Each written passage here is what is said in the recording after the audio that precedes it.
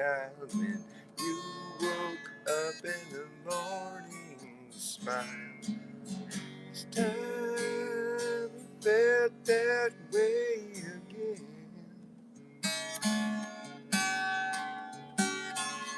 There is just no percentage in remembering the past.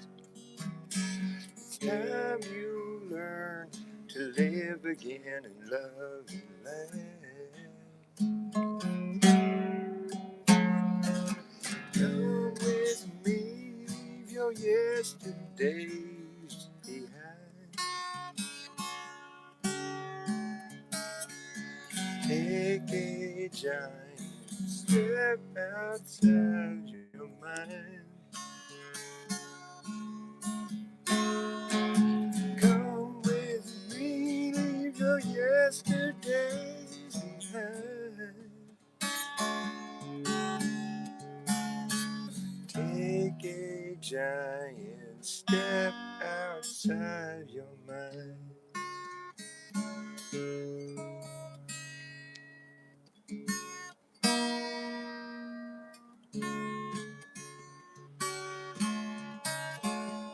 Hold on, I gotta check something here.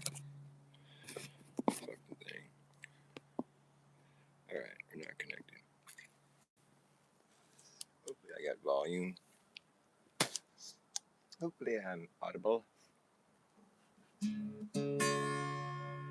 How does it go? What's our second verse?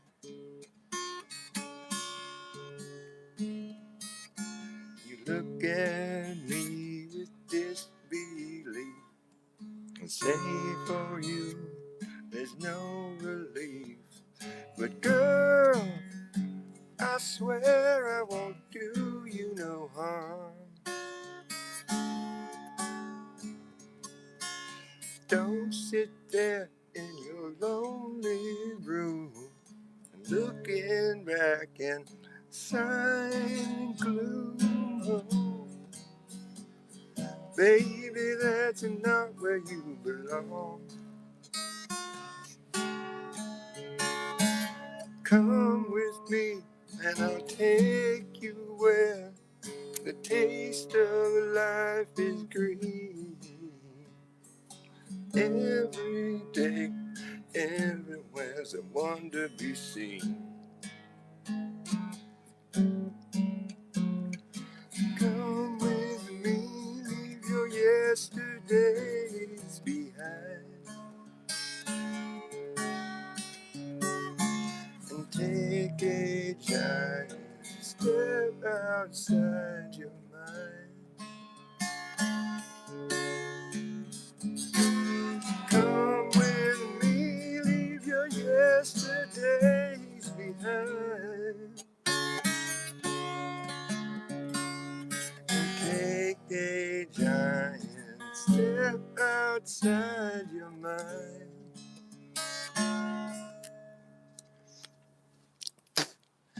Come with me, leave your yesterdays behind. And take a giant step outside. Outside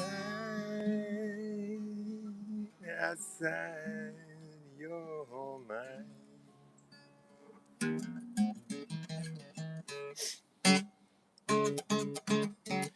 Anybody in there? Do I have volume? Can you hear me? Just a yes is all I'm looking for. Or nothing, which means you probably don't hear me.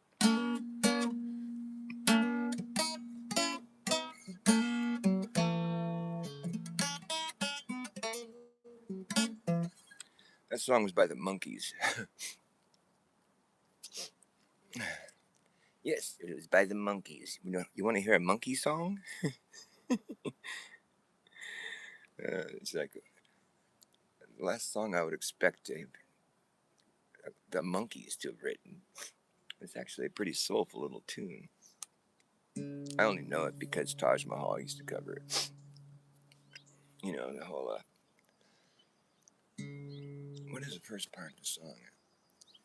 Though you think that love and lost, the sorrows that turn your heart to frost, I will melt your heart again. Yeah. What is it? Melt your heart again.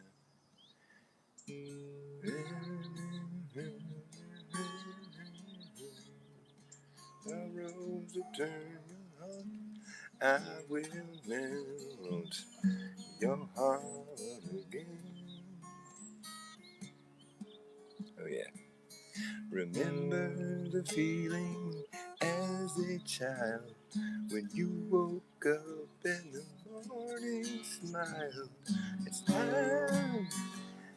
time you felt like that again. There is just no percentage in remembering the past. It's time you learn to live again and love and laugh.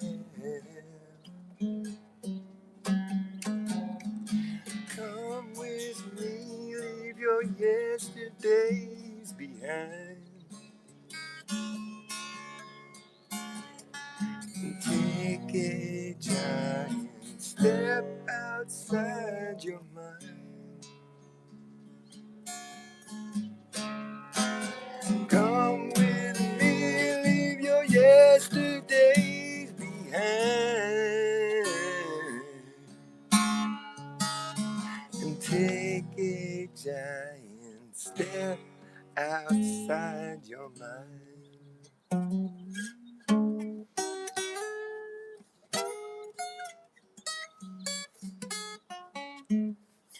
I don't really know if that's the whole song. There's like one other verse, but I never heard the Monkees actually play that song. I don't know if they do it slow like that, or I thought the Monkees were more like upbeat, like "Hey, hey, we're the Monkees. People say we monkey around. We're too busy monkeying around to put anybody down." And they used to have a TV show. I used to watch that when I was a little kid. 'Cause I grew up without TV, but so whenever I made it in front of a TV, it was like a treat, you know. And we used to go stay at my grandparents' condominium up in Lake Tahoe during the summer, and they had cable TV up there. And so when we got up there, I was just like glued to the set, you know. It was like old school. Like I'm pretty old, I guess, because they were playing like reruns of the Monkees TV show. It's so funny how there's like all these bands like the Beatles had like little shows they would do too, like little movies where all the girls are all chasing them and they're all it's all fun and games. It's all fun and games till you drop a little bit of really good LSD and things kind of get different. Picture yourself on a boat on a river, tangerine trees and marmalade skies.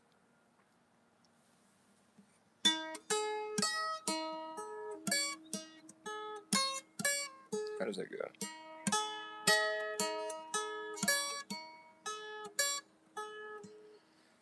Picture yourself on a boat on a river, tangerine trees and marmalade skies.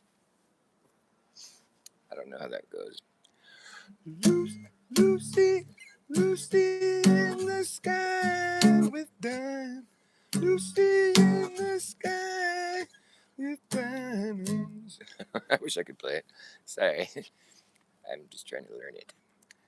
I can't believe I've never tried to learn that song. Lucy in the sky with diamonds. Lucy in the sky with diamonds. That might be kind of a fun song to play, actually. Lucifer in the sky with his Freemason diamonds.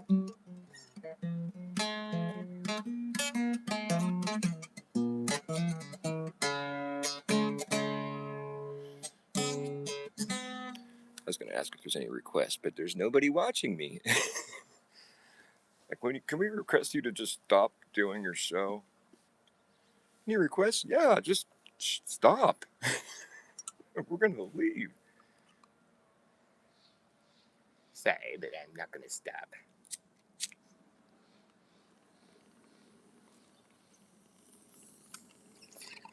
There was some people that stopped in, but they bailed out, I guess. I can't really seem to hold an audience. It's one of these problems.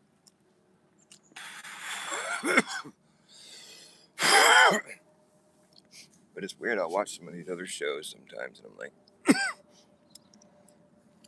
I guess people just get bored easily. I get bored too. I'm trying to think of a show that I enjoy watching these days. Like half the time, I'll just go to shows that I know that I'm familiar with because I know a bunch of people that are going to be in the chat, and I want to like say hi to everybody. It's not even so much about the show. It's just like there's a platform where everybody's kind of gathering and talking, shooting the shit. I've always thought that seemed like a fun thing to be able to like bring, like, oh, I'm gonna do my show, but y'all can show up and like shoot the shit with each other while I'm just goofing off. But it never really worked out. Sometimes it happens. Sometimes. Mostly doesn't happen, though. But maybe I'll start running my mouth and I'll think of something interesting to say. You never know. What was I talking about earlier? Sometimes I'll get in these conversations with my girlfriend or my brother, and I'll be like, damn, that was a great conversation. I wish I had like streamed that because it was just inspiring, all kinds of great insights going back and forth. It's like, wow, I missed all the good stuff. I think it kind of helps to have somebody to bounce your ideas off of, I've been doing that a little bit with my girlfriend lately. She'll be out here like kicking it while I'm doing my show, and we'll start talking, and I think it works out all right because sometimes we get in some really interesting conversations. But she's taking a nap, so it's just you just got me. Play some blues. Oh yeah, I can play some blues, man. I always feel like the blues. Let's see if I know any blues songs. I got some blues songs of my own. Trying to think of one. Let me think of one. Like, if Papa was a rolling snowball. Papa was a rolling snowball. Wherever he laid, flat was his home. If he rolled away one cold, cold day, you know he's out there rolling still. Down this hill, you know the further he rolls, the bigger he got. Now he gotten so big that he cannot stop. Roll on, Papa! Woo! Papa was a rolling snowball. Wherever he lay, flat was his home. He rolled away one cold, cold day. You know he's out there rolling still and down this hill until he burst through the front door, melted into a puddle on the floor. Then Mama came in and mopped his ass up. Oh, Papa, I'm a snowball too, just a rolling after you. Wherever you lay flat is your home.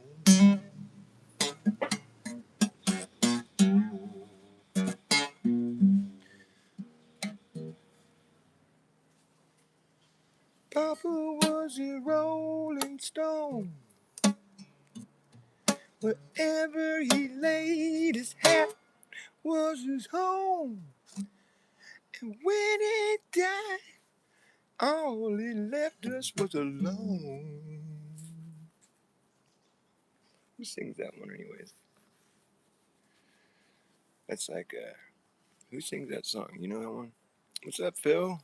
Good to see you. Bubba Gump? Hey, got Bubba Gump in here? Nice. I identify with Bubba Gump. Well, I mean, I think that's cool that Bubba Gump is here because you know why?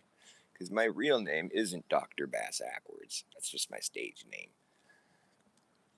Because I've been running against the grain ever since the day I came into this game. This lame backwards, upside down. Well, clown world. No, my real name is Forrest. Forrest Gump. The Gimp. Tell me to run and I'll limp. Whoa! No, I'm Forrest. It's my name, Forrest. Not Gump, but Forrest.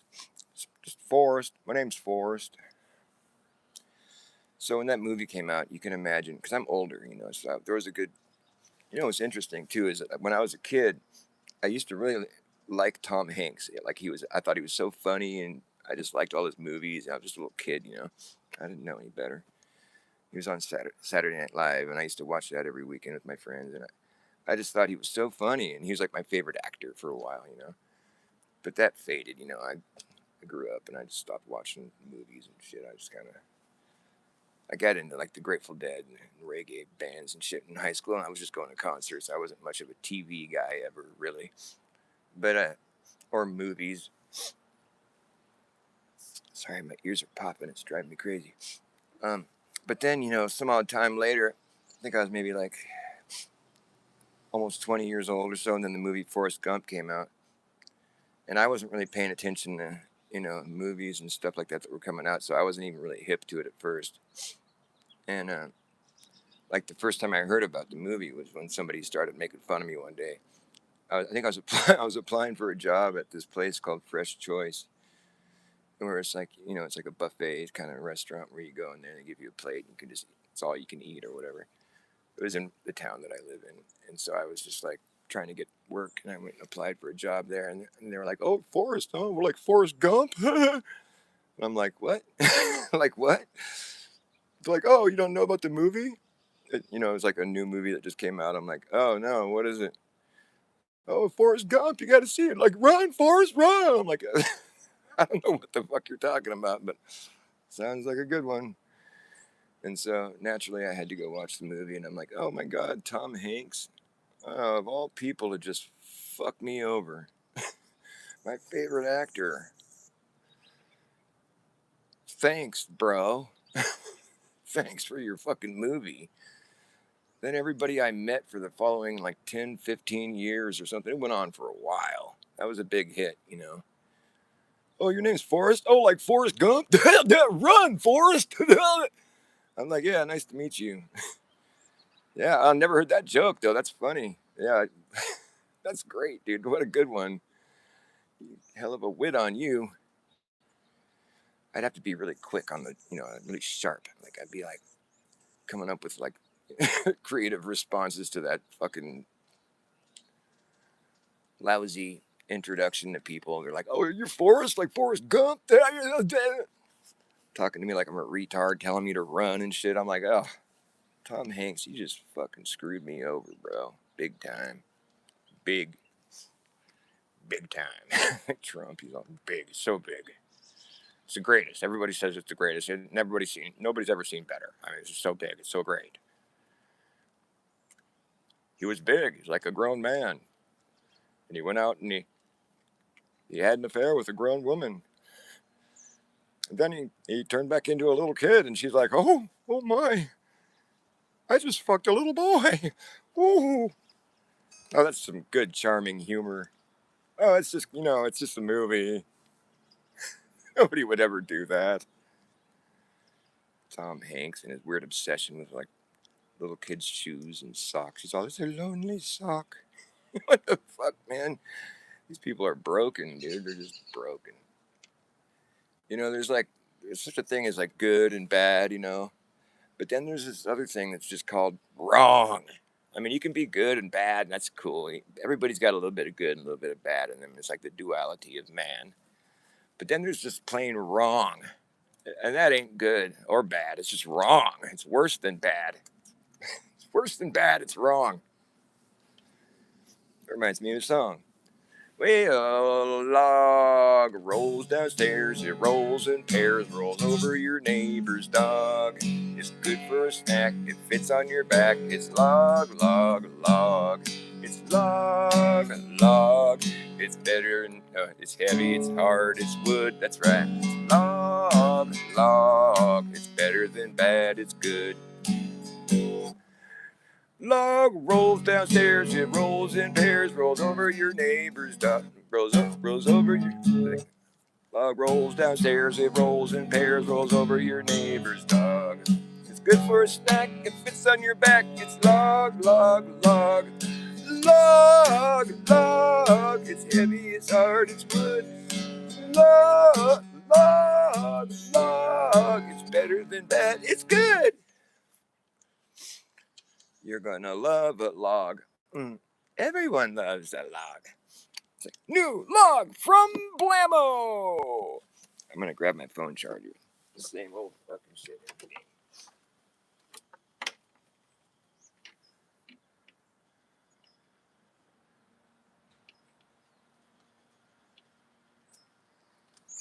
It's log from Blammo!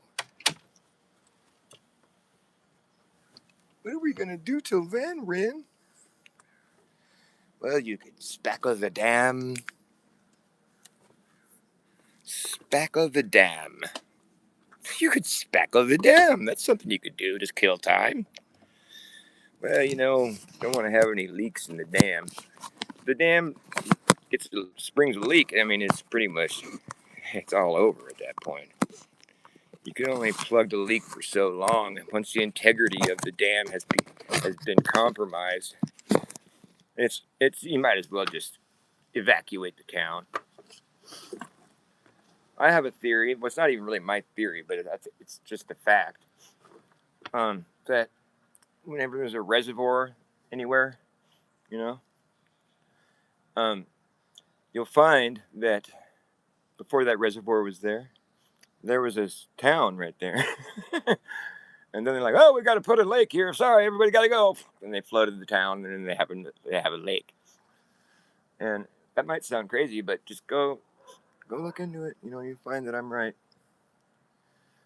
Like, for instance, this lake down here, Lake Lexington, where I live, Lexington Reservoir. Yeah, there used to be a town there, Lexington. My ears weren't bothering me all day. Then I start to stream. I'm like, my ears are all popping, echoing in my head. It's fucking annoying. Why? Was it just that I wasn't talking or something? I didn't notice it? Oh, it's so annoying. Like when your voice is all like booming in your head and it's all you can hear, just rah. It's totally annoying.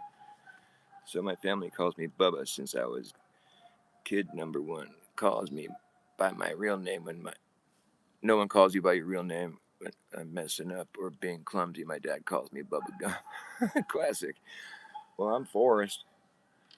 It's funny, like whenever there's been times in my life when I met someone named Jenny, and it's always a good way to bond with a Jenny. Like I'll just be kicking it with some friends and there's some people and some girls and how's so Jenny, you know, she's like, oh, don't start, I'm like, Jenny, and then I'll be like, I'm sorry, you see, my name's Forrest, so I get the same thing. People tell me to run the second they meet me. I'm like, yeah, tell me to run. Yeah, tell me to run. Dude, get to know me a little better. You'll be telling me to stop. Stop, Forrest, stop!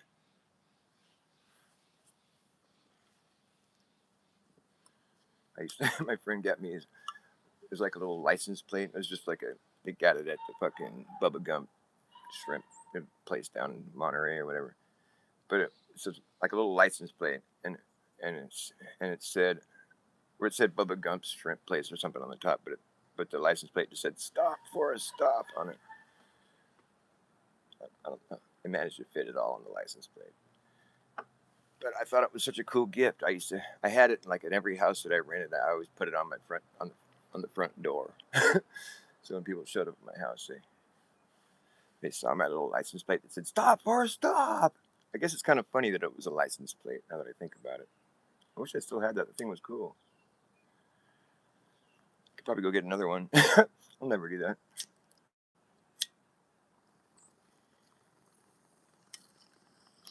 It's kind of weird though, to have like a movie that's like in the movie. It's about history. Well, they cover a bunch of events that have happened in history where like apparently Forrest Gump had something to do with it or whatever.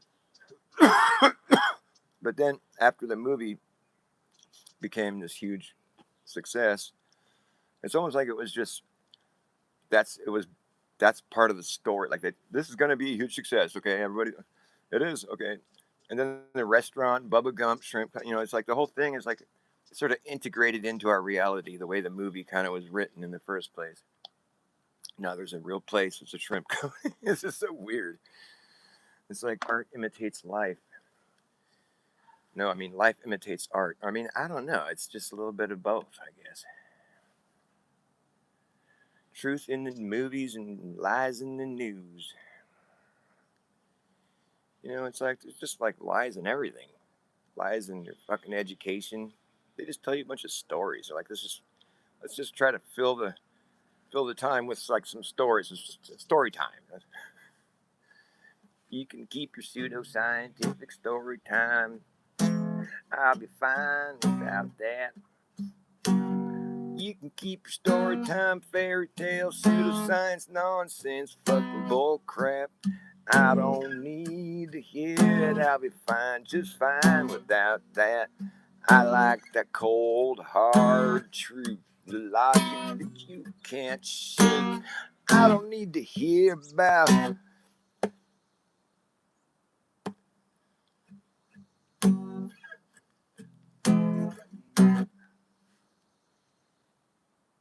what is it that I don't need to hear about? I don't need to hear about. I'm sorry, I'm just making this shit up. I lost my train of thought. I was going to say something, but it just slipped my mind. I don't need to hear about your. What? Just name anything. It's all bullshit.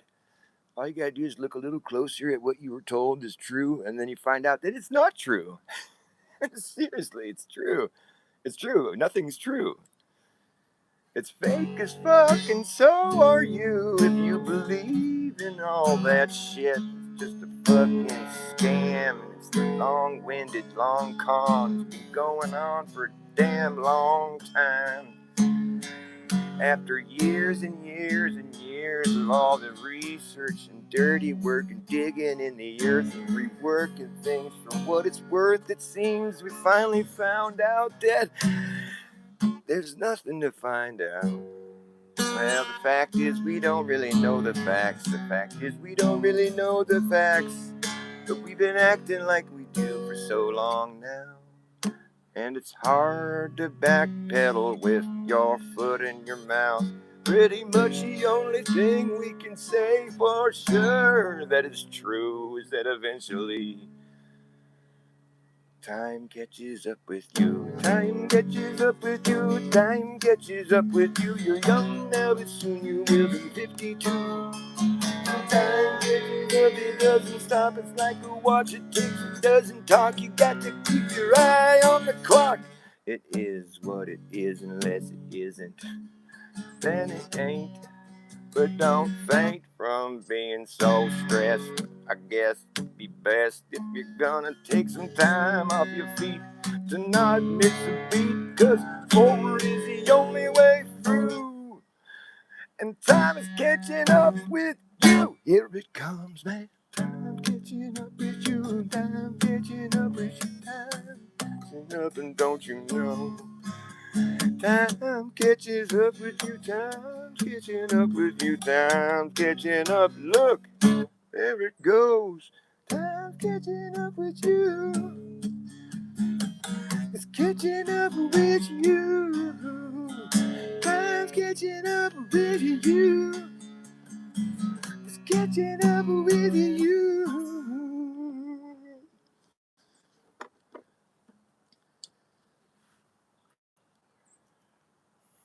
I'm getting pretty old, man. It's like these days, pretty much like everything's just been done and then redone and then rerun and then revamped and rehashed and throw it back in your face a bunch of times over and over and over again to see if you can fly, but it just can't. But they didn't make enough cash on the first few flips, so they got to keep flipping back to it like just some kind of one-hit wonder. But it never really hit. It just gets overplayed, and you're like, "Fuck!" I never even really liked that. It just keeps having a comeback, and I was like, "But nobody ever really liked it. They just told you that you liked it. It's today's hottest music, is it?" It's great. It's genius, brilliant stuff. It's today's hottest music. It's like booty keep bouncing, yeah. Meet me in the club. It's pretty hot music. I mean, I wish I thought of that. I'd be rich.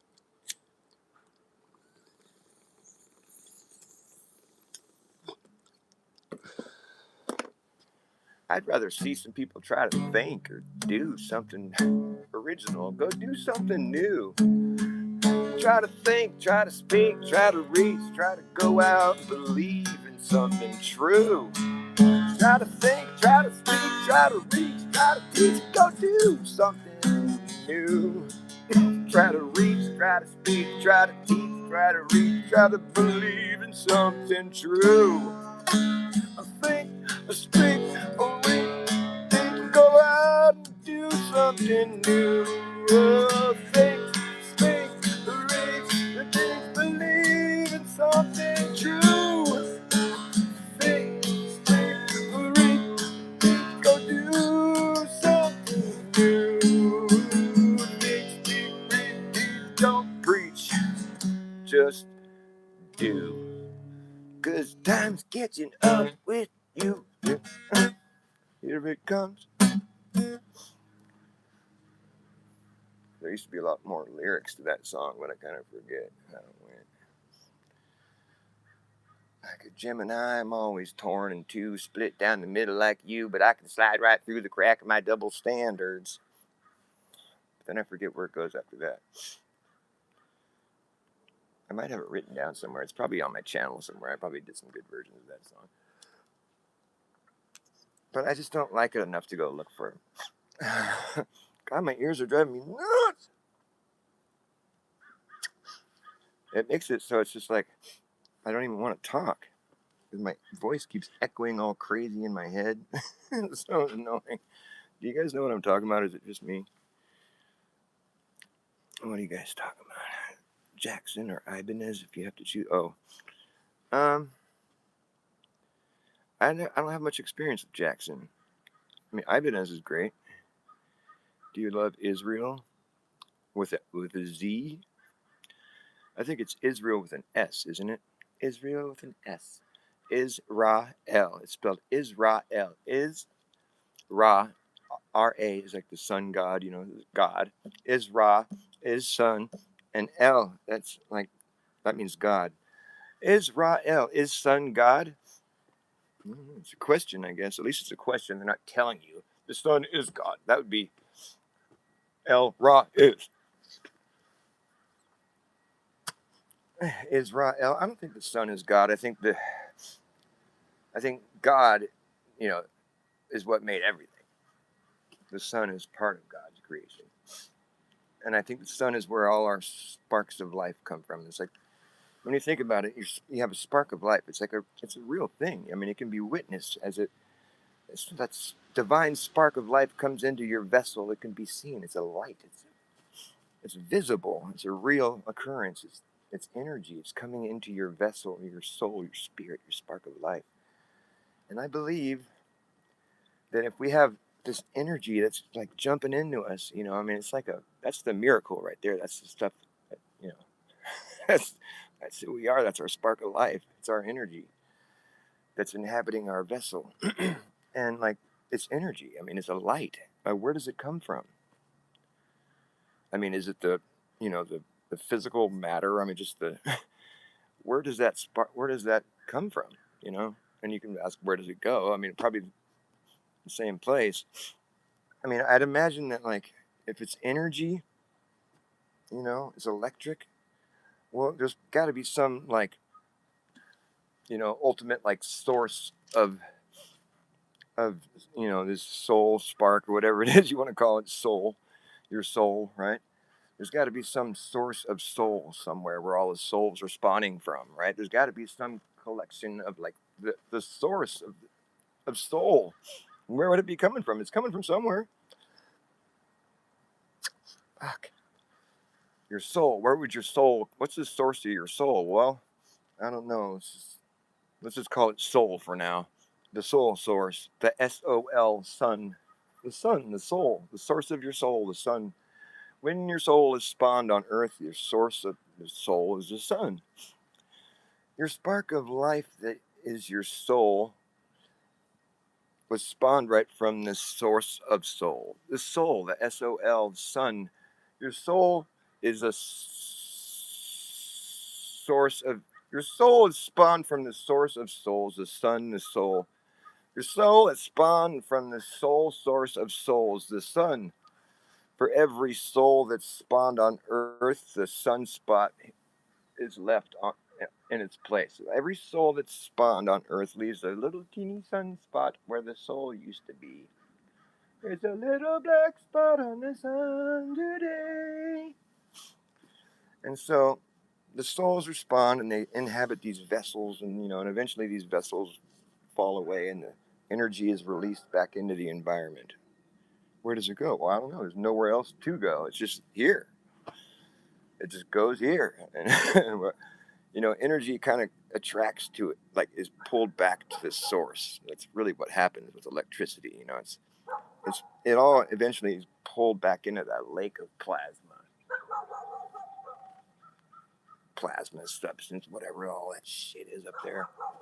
But I think it's possible that there are some souls, maybe, or it's just there's a way to do it where it's like you can bypass the loop. I mean, because it's like if your energy is going to disperse into the environment, your spark, whatever that was that inhabited your physical body, that spark, that energy is still, it leaves your physical body, but it's still, I mean, where is it going to go? I mean, it's still here in the environment somewhere. And like, I think there's ways to live your life to where, and like, use your mind, your God consciousness that's been given to you, like to somehow ascend to get out of the loop. Because I mean, if you're just going to be pulled back to source, you're just going to get spawned again, and it's just like it just keeps recycling. But I think that there's ways to escape it, and that's like what would otherwise be known as going to heaven. And that's why we see stars up in the sky at night, because those are smaller parts of the whole. It's like there's a big light that goes through the sky, right? This big light. And then at night, we see all the little teeny lights up there. It's like, oh, there's just smaller lights. Sure. But you could easily make the argument, those are smaller parts of the whole. Well, look, there's still a whole thing floating around there, the sun. What are all those smaller parts from? Well, some of them could be from this sun, but I think that we see enough stars in the sky to where it's possible that if those are all souls that came from a sun, that's easily a whole sun's worth of souls that we see up in the sky at night. I should make this where I can have it all S. Souls for space and skies. The alliteration all the way through this. So souls are up in the sky in space. I think there's easily a whole sun's worth of souls up in space in the sky at night. Those are all souls that were spawned from a sun that left its corresponding sunspot where the soul used to be. And then that soul was released back into the environment. It was pulled all the way up back into the source. But no, sometimes it managed to bypass the source and it goes up to heaven and becomes a star. See, everybody wants to become a star. You're going to be a star someday. It's like this thing. It's just sort of embedded in our collective mind. It's like everybody wants to be a star. You want to be a star someday? I thought I was going to be a star. I wanted to be a star. He's the star of his class. He's a real star. He's the all-star. He's the champion all-star. Everybody wants to be a star. And I think that's the ultimate goal, really. But you just keep recycling over and over and over until you finally figure it out. And then you become a star. Yay, I won. And then, if everybody becomes a star, then that sun, that soul source of souls, that soul sun source of souls, that spawns souls on earth, and then they all figure out whether they're going to go to heaven or back to soul source and lake of plasma. Like, you're going back to the lake of fire. You didn't figure it out. You didn't win the game yet. There's still more soul searching you got to do. But if everybody just started going to heaven, if everybody figured it out, like if they maybe raised us without indoctrinating us to think that there's no such thing as God, and like maybe if the society that we lived in was a little more soulful, there might be a lot more people going to heaven. And eventually that soul source, the sun, would be drained of all its life force.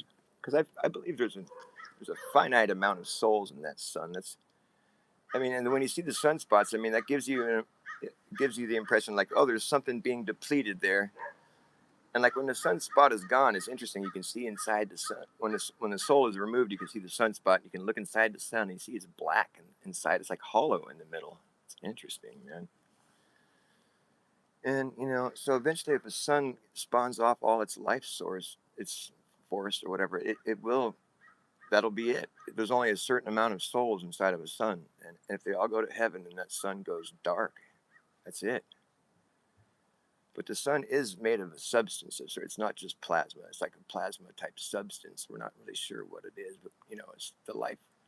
The life force that's in it is the plasma, but there's another substance that's holding it there. But when all that life force is zapped out of it, I mean, it's just this big ball up in the sky, and it goes from being this fluid, like hot liquid, life giving, to this cold, like it solidifies immediately. So all the places on the surface of that ball that were all swirling and popping and bubbling and moving around just became solidified immediately. So anywhere there was like a bubble on the surface, there's now a crater on the surface where that bubble used to be. So it's covered with all these little craters, and it's this big ball. And it's just dark. It's no longer providing the light that the sun used to provide. And it's cold. It got cold quick and just hardened. But then the earth gave birth to another sun. It sprung right out of the navel of the earth. The earth gives birth to another sun. The sun, the earth gave birth to another sun. And so the sun came up and broke off its umbilical cord, came out of the navel of the earth and activated, and then starts lighting up the place again. The souls start spawning again. It's, oh yeah, it's not over yet. But that old sun is still up there in the sky. And go figure. You know what happens when the new sun shines on it? That old sun is made of the stuff that suns are made of. It's plasma type, whatever. And it's like the new sun, when it shines on it, it charges it, it absorbs it. It's like, oh, more of that sunlight. It's like it's familiar that thing. It's like the dead husk of what used to be. It's like this old the husk of what used to be. It doesn't have its own life source anymore, but it's not alive with swirling with souls. It's just the husk of what used to be. And now when the new sun shines on it, it absorbs that sunlight because it's made of the stuff that suns glow with. It's got the same stuff in it, but it's just not alive anymore. But when the sun shines on it, it makes it glow all bright wherever the sun was hitting it. Whatever angle the sun was hitting it, it absorbs sunlight. So now the old dead sun's up there and it's glowing again, but not quite as bright as it used to. And what's interesting is when the new sun goes off, to the other part of the world and it's dark, and the dead sun comes floating across the sky all of a sudden, and it's all charged up from the sun shining on it. And so it's glowing and it's really bright. It's not as bright as the sun, but like when it moves across the sky, it's a spectacle to behold. It didn't used to be there. There was a time when that wasn't there, because this is like our old sun. It was dead now, but it's glowing kind of like it used to, but not quite as bright. What's interesting is when that dead sun comes across the sky with his light glowing, not quite as bright as the sun, but just you know, it's borrowed light, and it shines on the earth, where the sun's light gives life, growth, warmth, light. The things that are like vital for living life. Well, that's what the sun's got life. It's got the souls. It's still swirling. It's alive. Its light provides growth and life, and that's where we all spawn. That's what the whole thing is all about, life. But then when the dead sun comes across the sky, and when it's with its borrowed light, it's dead. It's cold. That light that it's shining on the earth, it's cold. That light that it's shining down here doesn't bring life. No, it actually brings death and decay. That dead sun's cold light that hits the earth, causes things to break down and decay. It's a known fact. That cold light comes down and speeds up the decaying process. It's a dead sun. The live sun does the opposite. Its light is hot and it comes down here and makes us alive and grow and it's warm. But the dead sun comes across the sky with its borrowed light and it shines cold light and brings death because it's a dead sun. You know, kind of like the Death Star, you know, like in Star Wars is like the Death Star, like the dead sun, right? The Death Star, the dead sun. It's the same thing.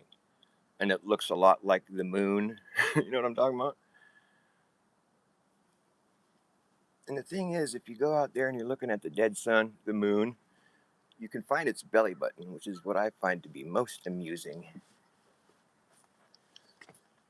You'll spot it right away. It's totally obvious. You just have to know that's what it is. The moon has a belly button. If you're in the north, it's on the bottom. If you're in the south, it's on the top, I guess. But I mean, it's kind of like top. What do you mean? It's not like, you know, I don't know. Sometimes I think it's like, well, the reason we only see one side of the moon is because it's above us. You know what I mean? So you're looking at the bottom of it.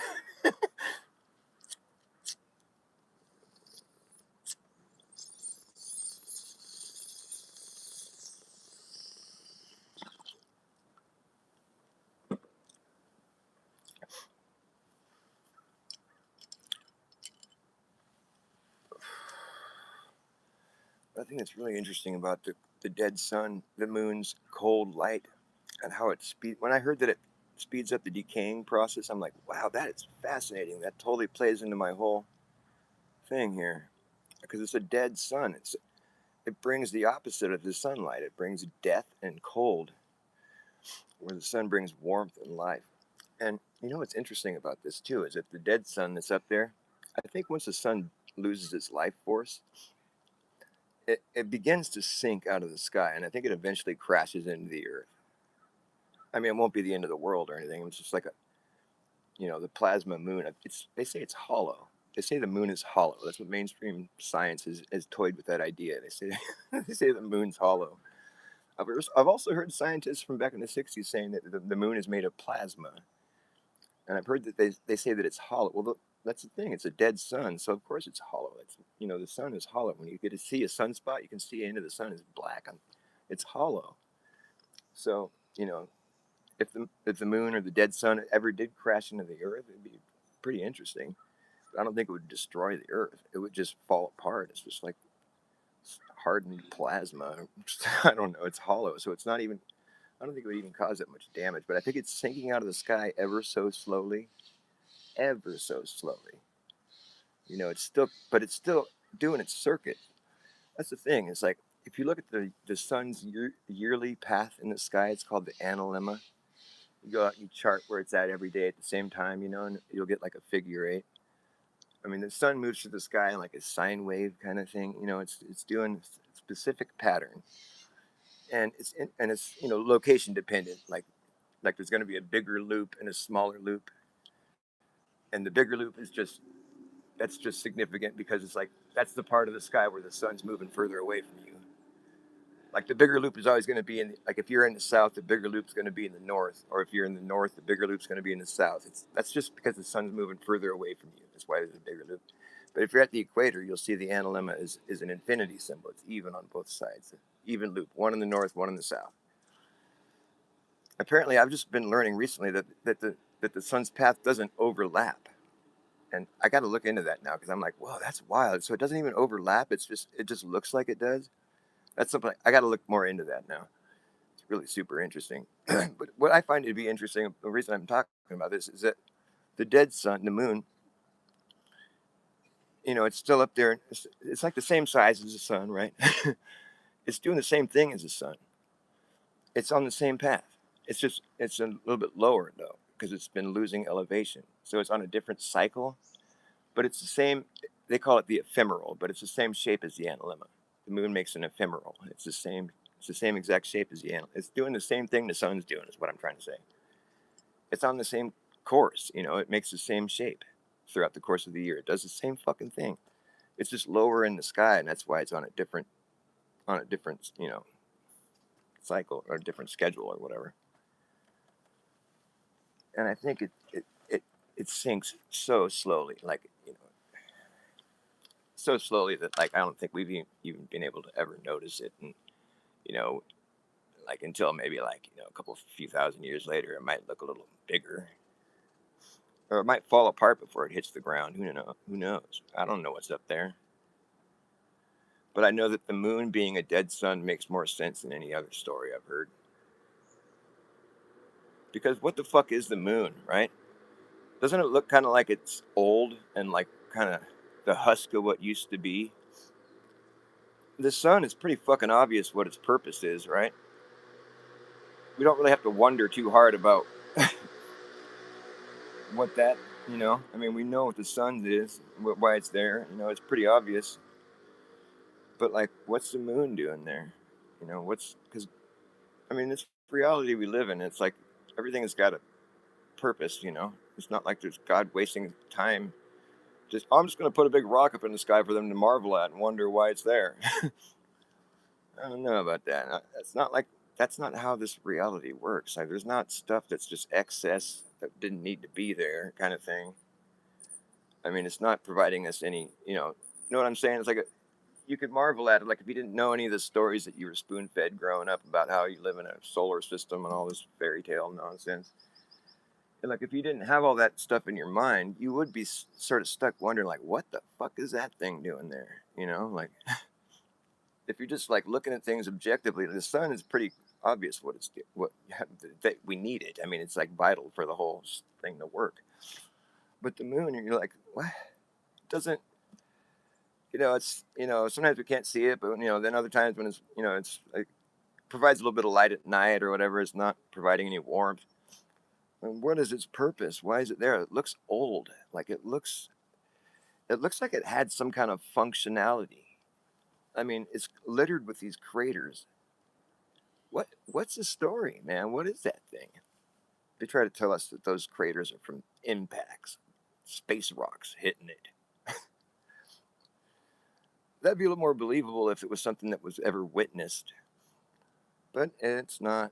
And it's like they all hit that thing perfectly dead on. There's never any like I don't know. Those look more like outpacks than impacts, if you ask me. And it's usually the bass backwards fucking story that's actually closer to the truth when it comes to this type of shit. They're like going to tell you the complete opposite of what's true. I've noticed that. And that's why I became a reverse psychologist at a young age. I'm like, it's funny how everything is always completely opposite from the truth. It's just weird. I noticed that when I was a kid. And I'm just like, I think I'm just going to go ahead and do the opposite of what everybody's telling me to do.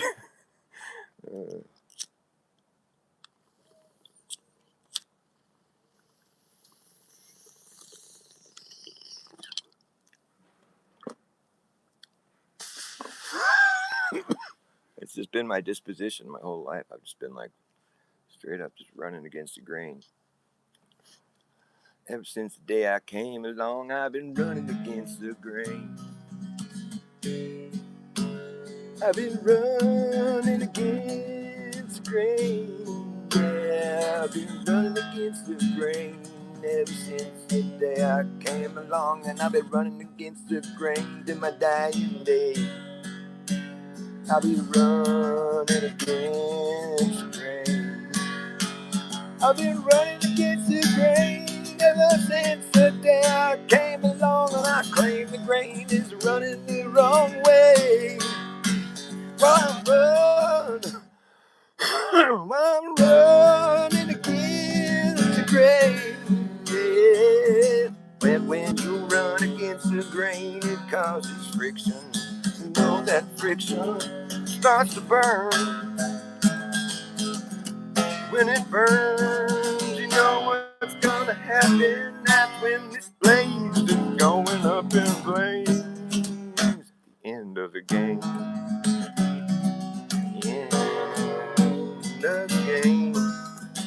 At the end of the game, I'll still be running again. I'll be running again. against the grain. I've been running against the grain. I've been running against the grain. That's the song I always sing. I claim the grain is running the wrong way. That's my name, that's my claim.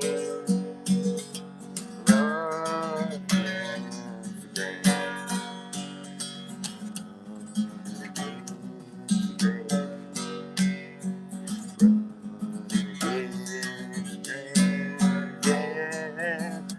When you run against the grain, it causes friction, and you know that friction starts to burn. When it burns, you know what's gonna happen. That's when this place is going up in flames. The end of the game. The end of the game. At the end of the game, I'll still be running against the grain. I'll still be running. I'll still be running against the grain. I'll still be running. Been running against the grain since the day I came along, and I'll be running against the grain to my dying day. That's the song I always sing while I'm running against the grain. I'm running against the grain. Yeah. When you run against the grain, it causes friction, and you know that friction starts to burn. And when it burns, you know what's gonna happen. That's when this place is going up in flames. At the end of the game. At the end of the game, and at the end of days. The end of the game when everything has to start all over again. Hi, baby. I love you. What's she doing? Playing with your thing? She's like, go get some fish.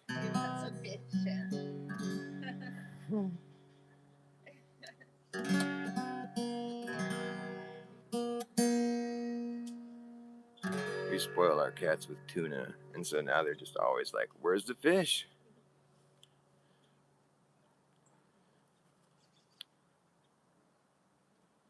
Are you art? Am I an astronomer? Oh, yes, of course. What's an astronomer? People that study the sky? Oh yeah, I do that. I'm an astronomer. I'm an astronomer. Are you? Maybe you can tell me some stuff about it, because I'm not really an astronomer. I mean, I've always marveled at the stars, though.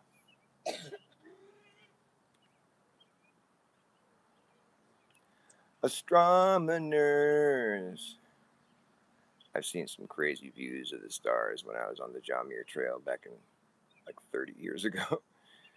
Dude, there's nights when it was like there was more stars than you could see, like night sky. Like you could see more white from the stars than you could see black from space. I remember seeing that and just being like, look, there's more stars than there is darkness. Like, it's fucking wow. It's so crazy, the Milky Way. But there was just, I mean, there was countless amounts of stars in the sky. I remember seeing that and just thinking to myself, okay, well, I had no idea there was this much stuff going on up there. You know, I think I was like 20, maybe 21 when I saw that. But like my whole life prior to that, I had no idea there was that much stuff in the sky.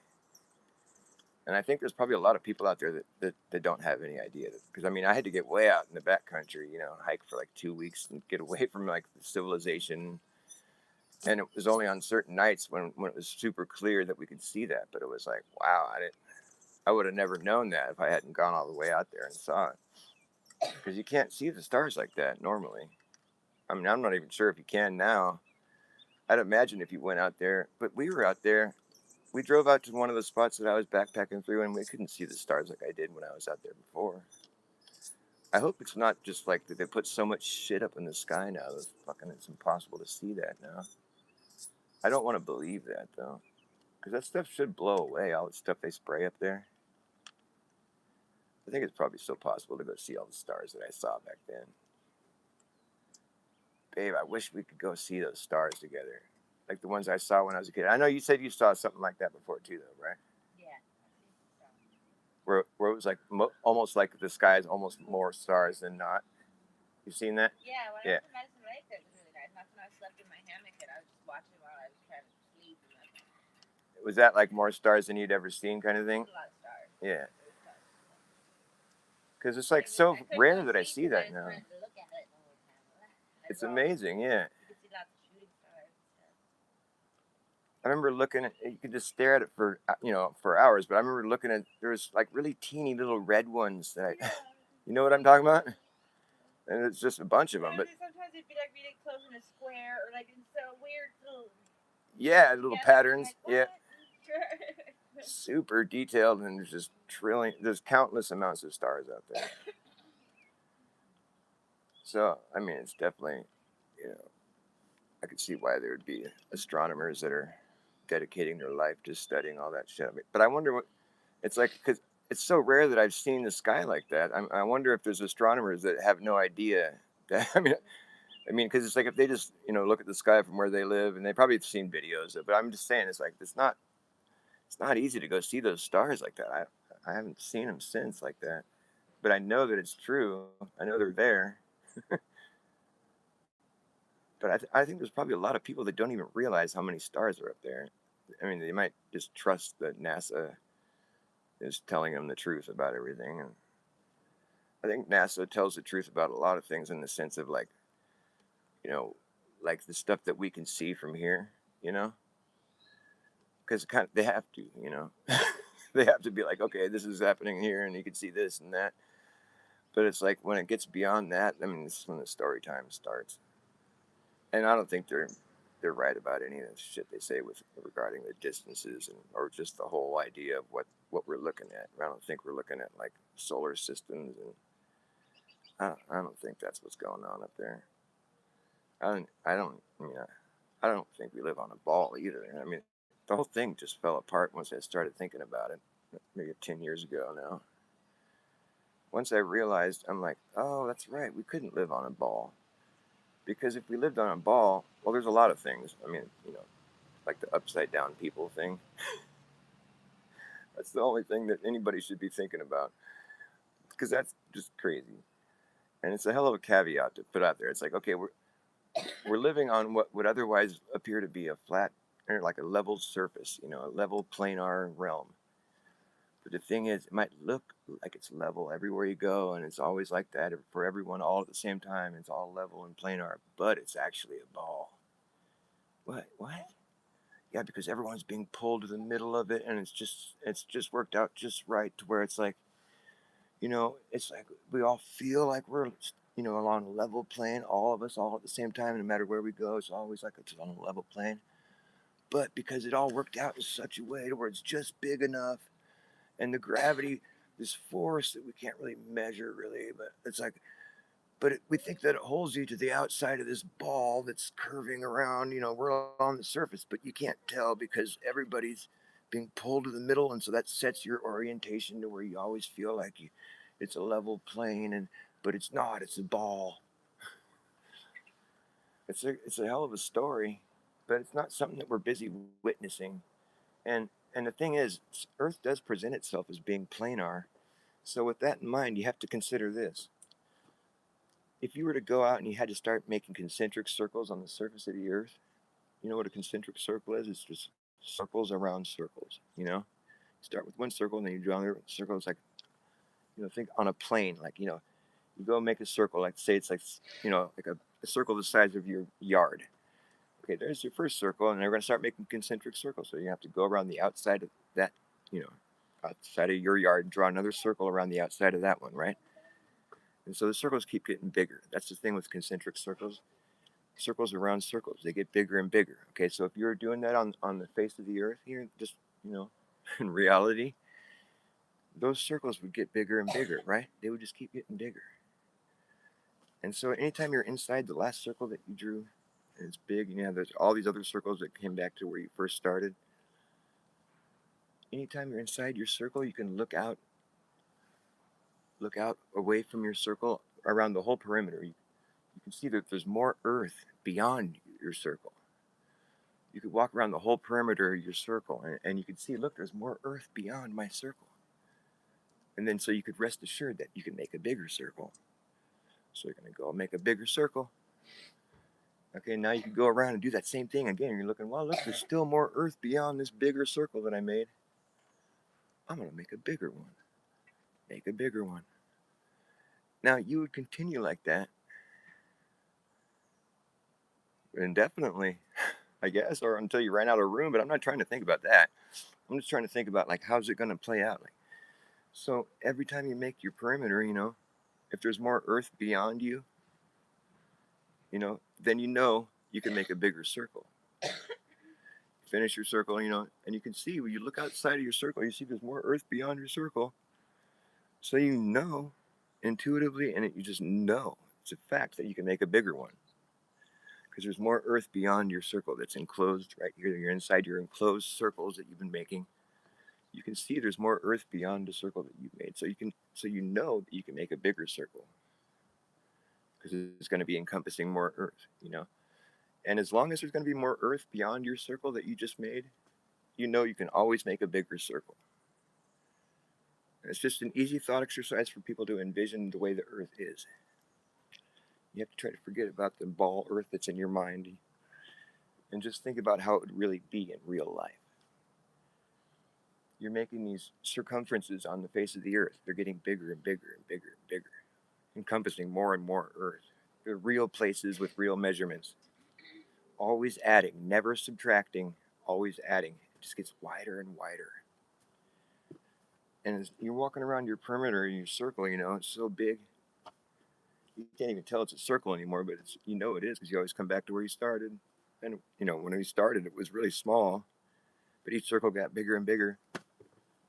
Every time you make your circle, you come back to where you started, like, there we go. And I know it's a circle, and I know the inside of the circle is right here because I've been working out from this direction.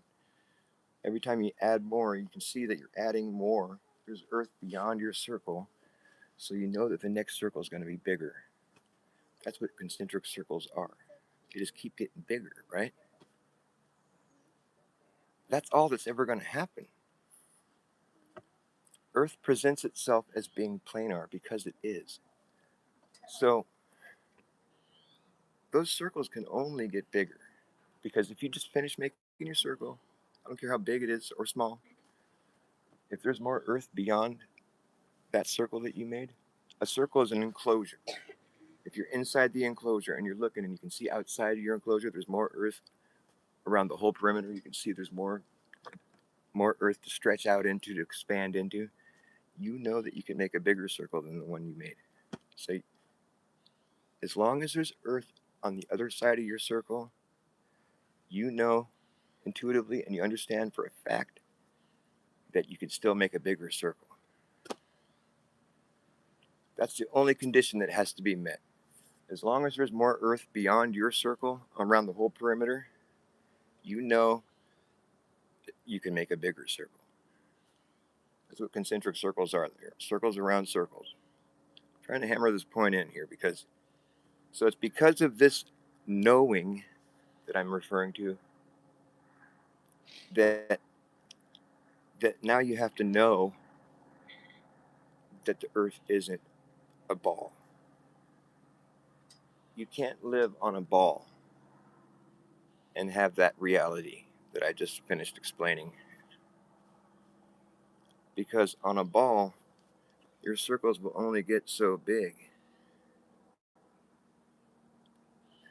The median. The median is the biggest circle you're going to get on the ball. And then you can keep doing what you were doing, but your circles are going to start getting smaller now. and they're going to shrink back down just a teeny little circle on the complete opposite end of the ball from where you started. You'll still be adding more area to your thing that you're expanding, but now the perimeter around it's starting to shrink somehow because you're sideways and upside down, but you don't feel like it. But it's going to shrink. That's what would have to happen if you're living on the surface of a 3D sphere. And that's why the caveat of us like not ever feeling like we're sideways or upside down, it presents some problems because we'll never feel like we're on the side of a ball or on the bottom side. That'll never be our reality. And so, like I said, with the expanding circles, we're never going to feel like we're on the side of a ball. We're always just going to be like we are right here, like making a perimeter on the earth. As long as there's more earth beyond the perimeter that you just made, you can keep expanding. And that's how it's going to be, you know? Earth doesn't form a sphere. It's not. That's just a concept. It's not a reality. But that's how you can know that you don't live on a ball. Because Earth presents itself as being planar. Therefore, the expanse can only widen. If it's a ball, it's magic.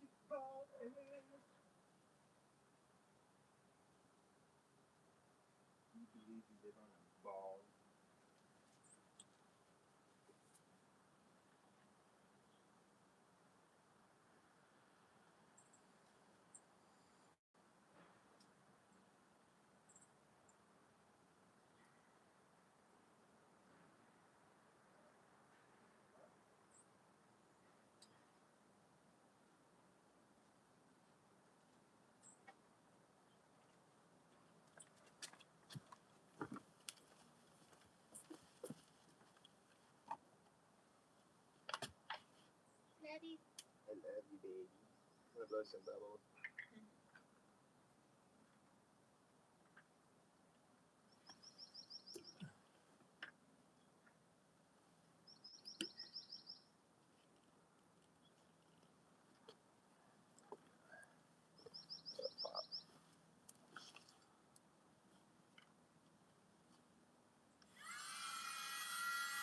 Oh. Oh, just one big one? Damn, that one's big.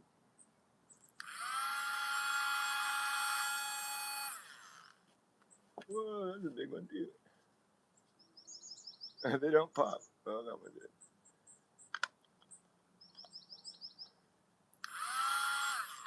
Dude, it was working really good yesterday.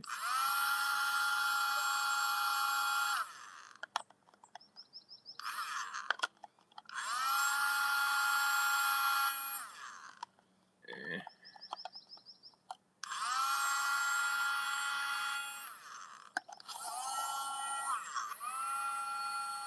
Oh, that's a fat one. Look at that one. Boom.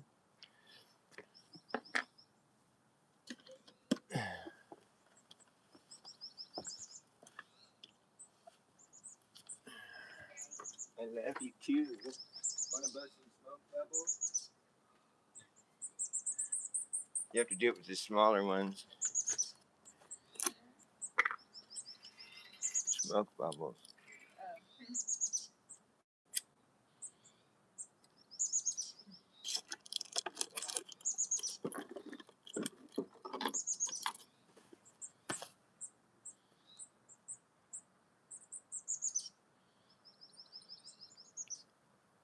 It came back out.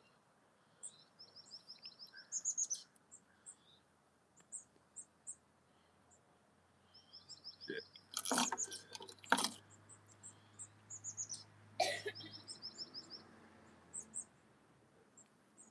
smoke bubble. That's cool. I love when they pop.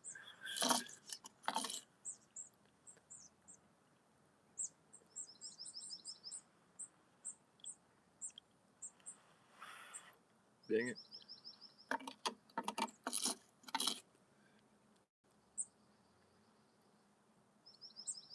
Yeah, that's cool. I wish I could have it show on the camera.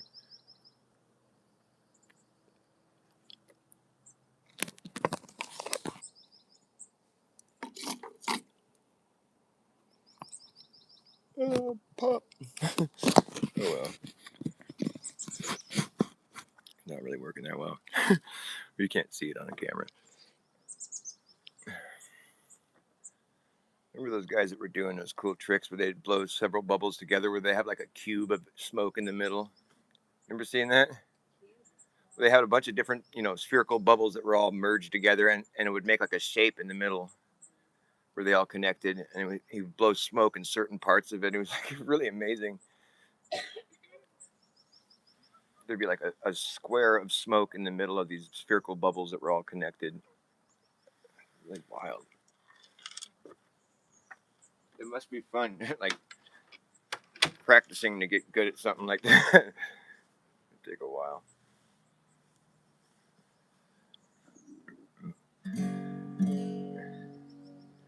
I don't need no fluff talk. I don't wanna hear a bunch of nonsense.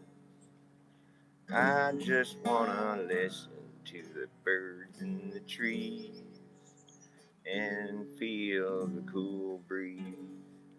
I don't need to hear someone talking just to fill the void. I just something that will make me feel annoyed. I don't wanna hear something I already know. I just want it to go on. I don't want it to seem like a drag. I don't want to hear anybody brag. I don't really care anyways. I just want to see something interesting. I just want to hear something true. I'd rather know what's going on with you. I don't want to know how you think I feel. I just want to know what's real. I don't need no nothing from no one. All I want is something from someone. I don't need no fluff talk, please.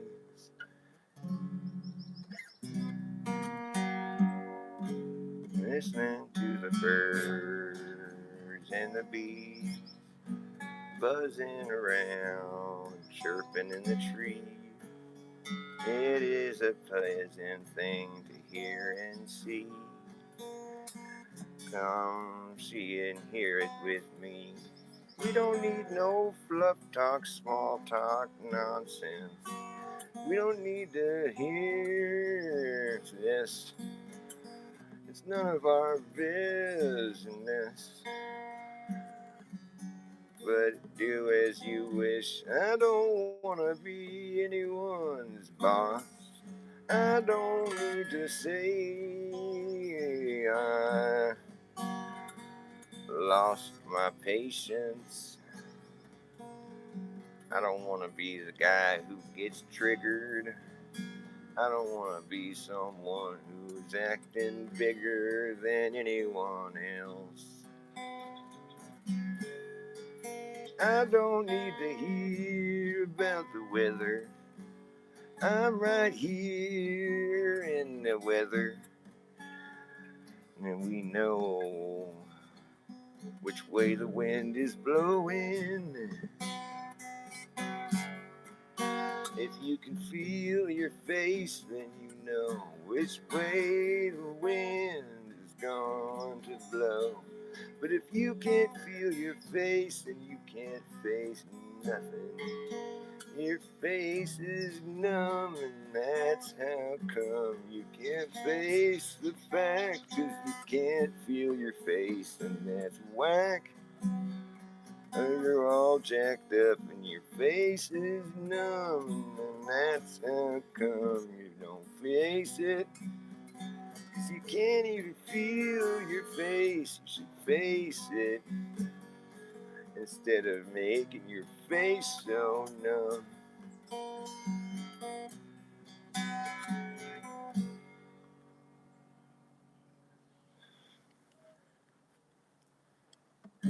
I wish that I knew what it means to you when someone puts their trust in you, when they put some faith in you, put a little trust in you, put a little love in you, put a little trust in you. They put some love in you, they put their trust in you. I want to know what it means to you.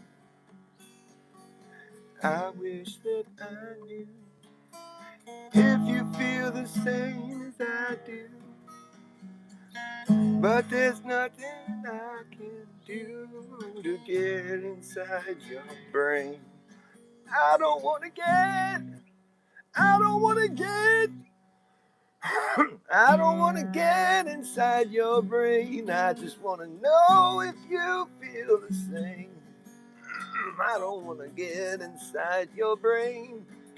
I just want to know if you feel the same. I don't want to get inside your brain. I just want to know if you feel the same.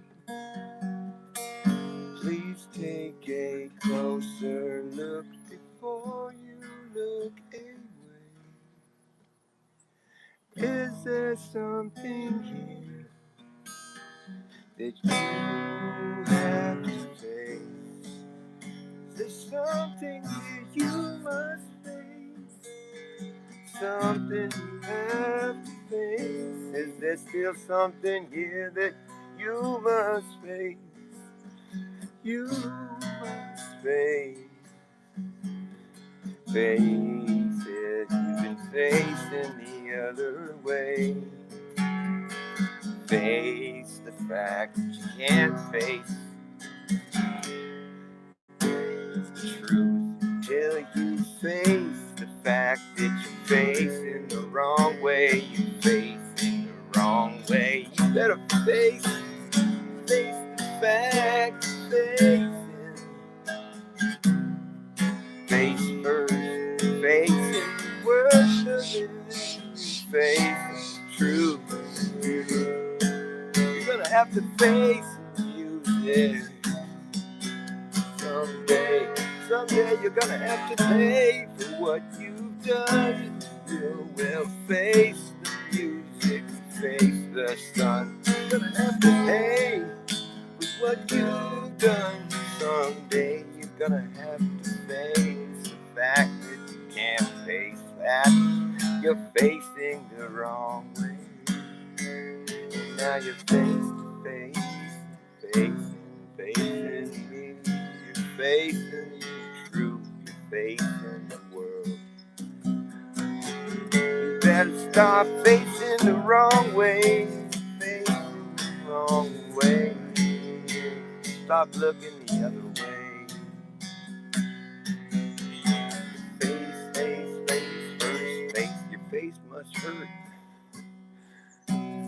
Face the fact that you can't face shit. Your face is numb.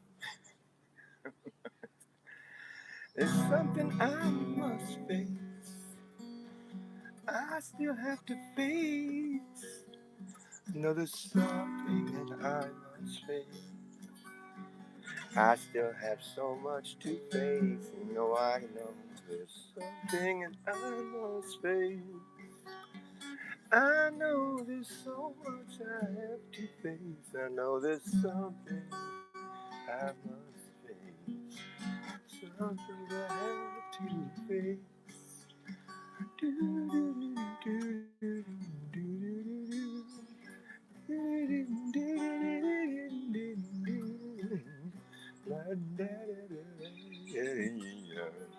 do. There's so much I have to face. There's still something here I must face. I know that there's something I must face. Please take a closer look before you look away. Is there something here that you must face? Is there something here that you have to face? I think it sounds better all quiet like that. I wish that I knew what it means to you when someone puts their trust in you. They put some faith in you. They put a little love in you. They put their trust in you. I wish that I knew if you feel the same as I do. There's nothing I can do to get inside your brain. Nothing I can do to get in your brain. But I don't wanna get inside your brain. I just wanna know if you feel the same. I don't wanna get inside your brain. Please take a closer look before you look away. Is there something here that you still have to face?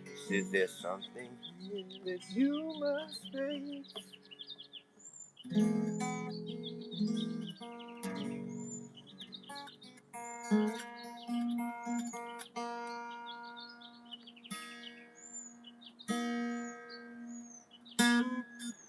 Good things come to those who wait.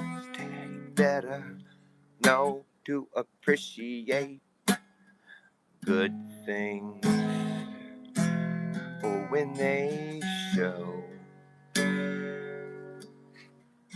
Yeah, good things come to those who wait, but you better not be too late for the good things before it goes. And the thing about loving is once you get a little, you just want some more. And once you get a little more, now you know you need a lot. Wanna get that loving while that loving's hot. Oh, baby, keep that loving coming. Don't you let that loving stop. Oh, whoa, whoa, whoa, you know you need a lot. Ooh, ooh, baby, you need a lot of love. There's love coming, baby, don't you let that love stop. Ooh, gonna lick up every last drop. Oh, baby, keep that loving coming, don't you let that loving stop.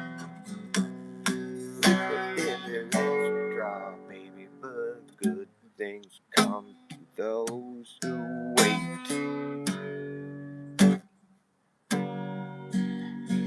Good things come and good things go. You spent your time looking for something that wasn't even good for you.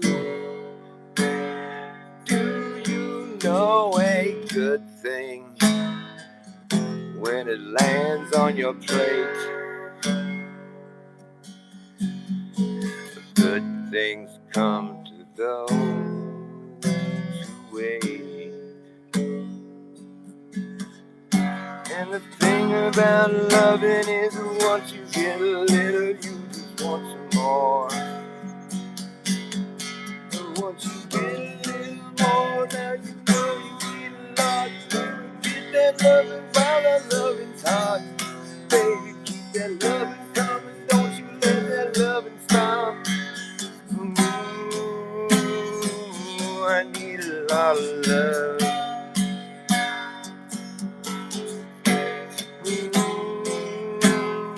Ooh, I got a lot of love to give. Baby, you know you need a lot of love.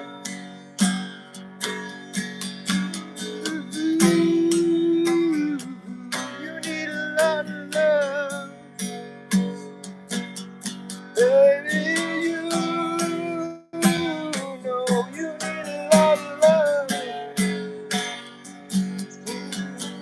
Baby, you know you need a lot of love.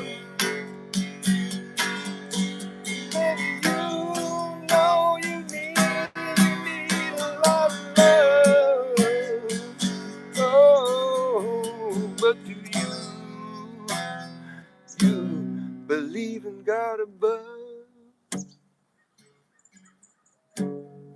Good things come to those who wait.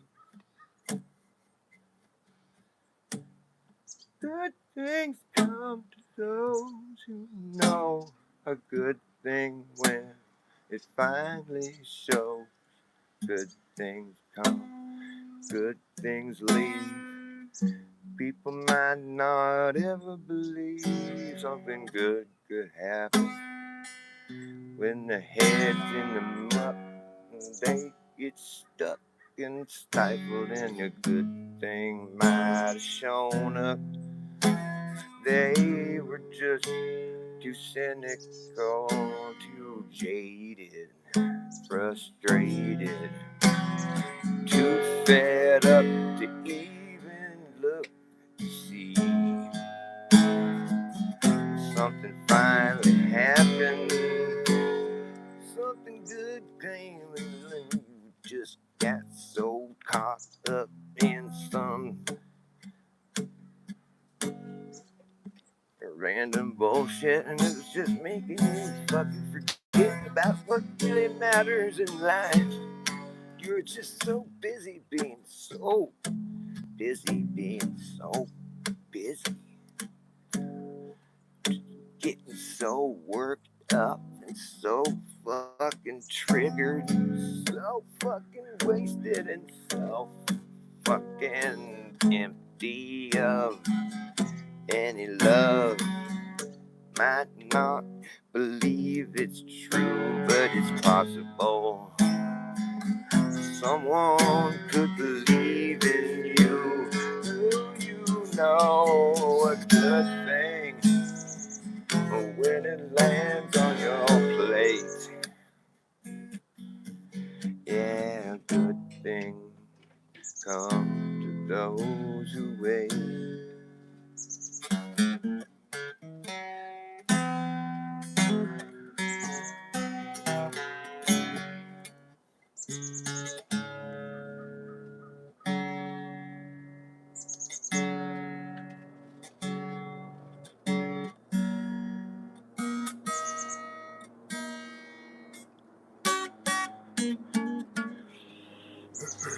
Zooted speak. Zooted speak. What do you mean? Why not? Why not? And then somebody tell me if there's volume. I can't tell with my phone. Sometimes the volume cuts out and I won't know. Is anybody in there? What am I smoking? Oh, I'm smoking wedding cake crossed with Gorilla Glue. I call it Gorilla Cake. It's pretty good. You want some Gorilla Cake? What you smoking? What you got in that thing?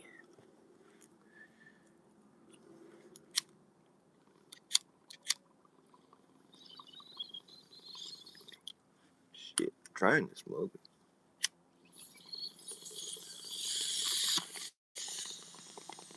There we go. Thanks for reminding me. Nice bong. It always really helps get the creative juices flowing. Oh, my cigarette got wet. Oh well, there goes that. I got some cool shoes. You want to see them? Check out these kicks, dude. Now, aren't those cool kicks?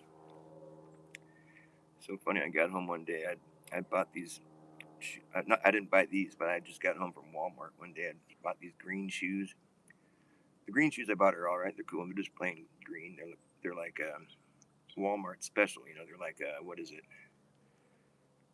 um, Airwalks or something like that.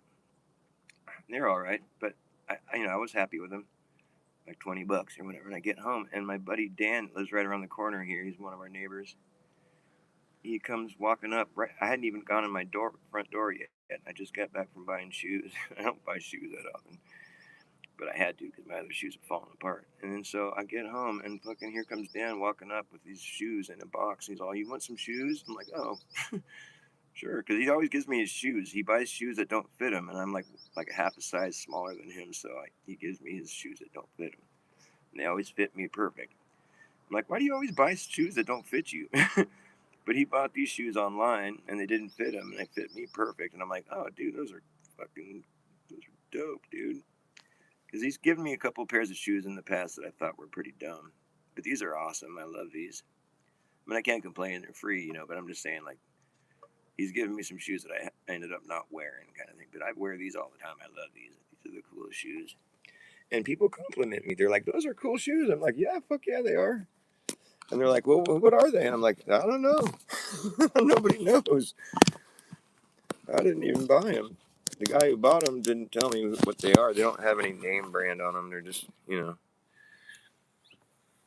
whatever." Sorry, I'm so boring. You guys have anything to say? Can you hear me?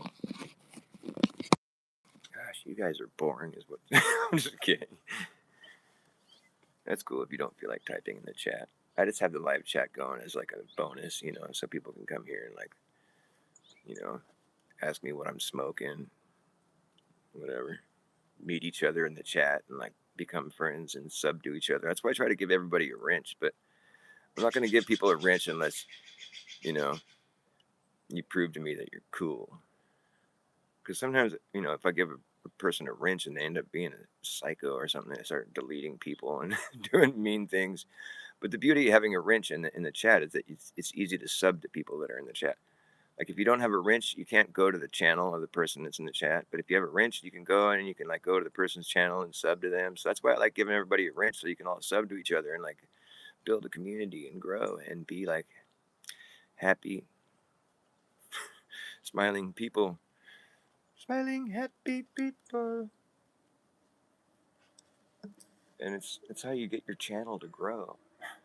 I don't really care about channels growing, but it's kind of cool, you know, because there's just a bunch of people, and it's like this is supposed to be social media, but YouTube is kind of like YouTube doesn't even really like people being social on the social media. They try to like make it difficult. Because like I met my girlfriend on YouTube like 4 years ago or something. We've been together for a while now. Actually, it's probably more like 5 years ago that I met her on YouTube. But it took us a while to finally connect because I mean I knew right away that we had a lot in common, but it was kind of thing where we were like YouTube would hide her cute messages she would send to me and not and same and vice versa. I swear to God, it's like there was a pattern forming. It's like every time we tried to like I thought she was playing some kind of hard to get game, because she wasn't saying the things that I was wanting her to say, But then it turns out she was, but YouTube was hiding the comments from me. It's just so weird. But we beat the algorithm, is how we look at it. And it's crazy because YouTube deleted my channel. Like we were just starting to talk, and then YouTube deleted my channel, and I couldn't. We just didn't talk for a while, and then she finally found me on somebody's comment section. She's like, "Hey, there you are." Because the first time I saw her comment, it's just this blonde girl named Brittany, California, and she left a comment. It was during COVID. She's like, "All my friends are lame. They're all like wearing masks and fucking all paranoid, and this sucks. I don't have any friends, and fucking this sucks." I saw her comment. She's like this kind. She has this pouty look on her face. This blonde girl named Brittany, California. I'm like, she looks kind of cute. And I'm all, "So you're in California, huh? Whereabouts?" That was like how I approached her.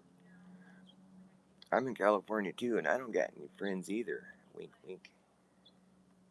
Because they're all lame. Turns out she lived an hour away in Monterey.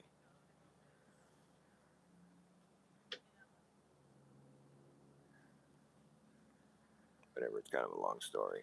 I mean, it took us like a year to finally hook up, or maybe even longer than that, because of all the like channel deletions and shadow banning. finally I got her email and started talking to her like that, you know, so I couldn't be like lost in the algorithm, just talking directly.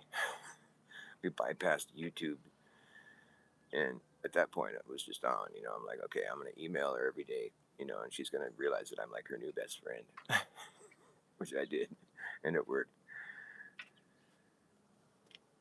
You know, you just don't want to like pester somebody, but you just want to like make sure that they know you're thinking about them, you know, and just say fun things that are silly and whatever. I'm full of fucking weird things to say. If somebody's like, you know, like if I meet you on a conspiracy channel, then I know that you're down to hear a bunch of weird things. I mean, it's kind of hard to find somebody in the world that's like if you're like into that kind of if you're into that kind of thing, conspiracies. A lot of people, you know, they've been programmed to think that that's like a sign that you're like crazy or like you're you're like nuts or something. No, I think it's kind of a sign that you're like sane. Because really, when it comes down to it, it's more like you're either a conspiracy realist or a coincidence theorist. Because really, it's like a coincidence. I mean, that's a theory. I mean, you can't really prove that. But conspiracies are a reality, and it's been proven time and time again. And people are starting to realize that more and more these days. Oh, my crazy conspiracy friend was right again.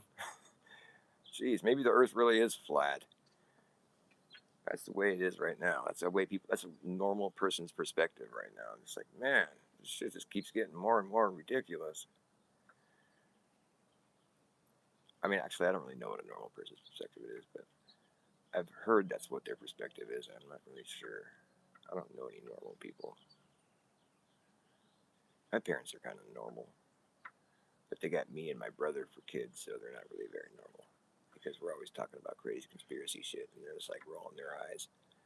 But we're getting good at it, you know, because I just deal in cold, hard logic. That's where I come from. If I can't verify something and I realize that nobody else can either, that's where the fucking ball drops. I'm like, okay, that's that's where the buck stops. However you want to look, whatever metaphor you need to use. It's like, okay, so none of us have ever verified that we're flying around the sun right now. You can't verify it. Oh well, that's interesting. That's funny. I took that for granted. It doesn't really look like we're flying around it, does it? And everything just remains undisturbed. It's kind of crazy. Like if I hadn't been taught that when I was a little kid, when I was, you know, gullible, like if they waited to teach you that when you're a grown man, you'd be like, "No, dude, you're fucking tripping, man. No, we figured it out. It's science." Okay, dude, whatever. No, look, my little spinny toy and gyro compass. It tells you the Earth is moving. Look, see it moves and spins. You think your little fucking toy that's moving and spinning is gonna tell me that the whole fucking world is spinning? Get out of here. Get out of here with your spinny toy. You think that we're flying around the sun? That thing that's clearly flying over our heads every day? We're not flying around that. What gives you that idea? Do you feel like you're flying? Do you feel some motion? My spinny toy can detect it. Oh, yeah, and about that part where there's like upside down. Nobody's upside down. Everybody's standing right side up. But I'm talking about like if I were to fall all the way through your ball earth, just, you know, the concept of the fact that like if I fell all the way through earth, then I would have to come falling up out of the ground feet first on the other end of the world, right? There'd be no point in time when I, like when things switched. Like if you just suddenly fell all the way through Earth, yeah, you'd be coming out of the ground feet first. That's what I mean about upside down. I don't know why it's so hard to get that point across. Well, nobody's upside down. Yeah, I realize that. You know, nobody's standing on their head, right? I'm just saying, like, if you're on the outside of a ball, you're in. There's people that are upside down in reference to you, and you're upside down in reference to them, just to make you happy. Like, there's no upside down. Okay, everybody's upside down. The thing is, like, for that to be the case, there would have to be like some kind of magic going on because we don't have any evidence to point to show that like it's possible for creatures to be living on a ball-shaped surface that's suspended in nothing And none of those creatures that live on this ball-shaped surface ever feel like they're on a ball. They never feel like they're on the side or upside down, and they always feel like they're on a level plane that's not spinning or flying anywhere. And they never feel like they're ever going around the side of a ball or upside down. So it's like, you know, there's a situation where they're all being pulled towards the middle of this ball that's suspended in nothingness, right? And none of them feel like they're upside down or sideways. They never fall off. It's all perfectly like they were just on a level plane. We don't have anything like that we can point to except for this. But the thing is, this isn't that. You'd have to actually leave this and be looking back at this to see if it's that. And since you can't do that, well, that's when I realized, oh, it's just something you can't verify. Oh, brother, that sucks. I totally believed it too. That's crazy. I was like, oh, what about the sunset? Oh, that's a good proof. You go down there, you buy $1,000 camera, you realize that you can zoom in on the sun as it's setting, and you can go videotape the sunset, and you start realizing, okay, the sun's not going underneath the Earth at all. It's just going further away. It's just an optical effect. Wow, that's fucked up. And it's like that easy. You're just like, wow, all I did was zoom in on the sun, and now I'm like, I'm smarter than every scientist in the world. This is wild. It's not that you're smarter. It's just that you're willing to like look at evidence that's contrary to what you thought was true. And there's nothing wrong with that. That's what you should do. That's what makes you a real scientist. You're willing to indulge in the possibility that you had been misled or had incorrect information.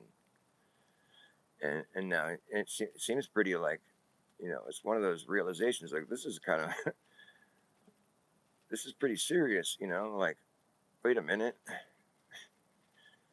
there's no curvature.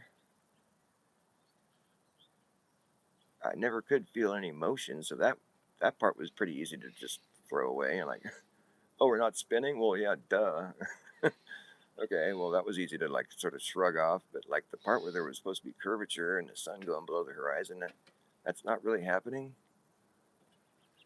Well, no, because you wouldn't be able to see a mountain 300 miles away, the silhouette of the mountain when the sun's setting behind it at certain parts of the year, time of the year, whatever. You wouldn't be able to see that. It would be hidden behind the curve of the earth. And you can't use refraction as an excuse to explain that one away because, for one thing, because it's just too far. But for another thing, because it's an absence of light that you're looking at. You're looking at a silhouette. It's just been debunked. There's no curvature. I mean, the globe model is pretty nifty in some ways, but it's by no means has it ever been scientifically proven, and it's not gonna be because it's not true. I mean, you don't have to think too hard about it, really. You just have to like try to shake off that indoctrination and just be like, you have to imagine the concentric circle of thought exercise because that's what you really need to know to understand that the Earth cannot be a globe because the Earth presents itself as planar. You just have to flip their little caveat trick back on them. Okay, but it could be on a big ball. No, because the Earth presents itself as being planar, and therefore, when you make concentric circles on the surface of the Earth, they can only get bigger. You can never see those circles do anything but get bigger as you move further away from where you started. I know that you think that you're going to eventually reach like the equator or whatever, and then they're going to have to start getting smaller, like the latitude circles. But that's never been measured on Earth. That's been calculated. That's not what really is going on. You can't. That wouldn't happen in real life. In real life, you'd be making concentric circles on the surface of the Earth, and they could only get bigger. Because it doesn't matter how big of a circle you make on the Earth. If there's more Earth beyond that circle, then you can make a bigger one, and it will be bigger, and it'll just keep happening like that all the way out. You'll never see anything different happen, and that's it. That's the end of it. That's where you should just be willing to think, okay, that's true. You're right, and therefore the Earth cannot be a globe because concentric circles can only get bigger on a planar surface that we live on. As long as there's more Earth beyond the biggest circle that you've made, you can make a bigger one. Like, that's just all there is to it, man. The circles can only get bigger. You'll never put a smaller circle around the outside of another. It's not going to happen, dude. Like, they want us to think that you're going to be sideways and upside down, and that's how that all works out. And you'll be closing in around the space that you haven't circled yet or whatever. But that's not really what would happen. Because as long as there's more Earth beyond your last circle that you just made, that next circle is always going to be bigger. There's no way around that. And that's because Earth presents itself to us as being planar. And so it is planar. You have to shake off the indoctrination. It's difficult for some people. Some people just be like, no, they have to start getting smaller because Earth is a globe. Like, no, but they can't get smaller because Earth is planar. Your model of Earth is a globe, but I'm saying the reality of the situation is the circles can only get bigger. That's it. I mean, there's no other possible outcome there. I'm sorry. But people don't want to hear that. They just want to believe in their ball. Oh, but I've seen it from space and blah, blah, blah. You've seen it on your TV screen. That's the only place the globe has ever witnessed.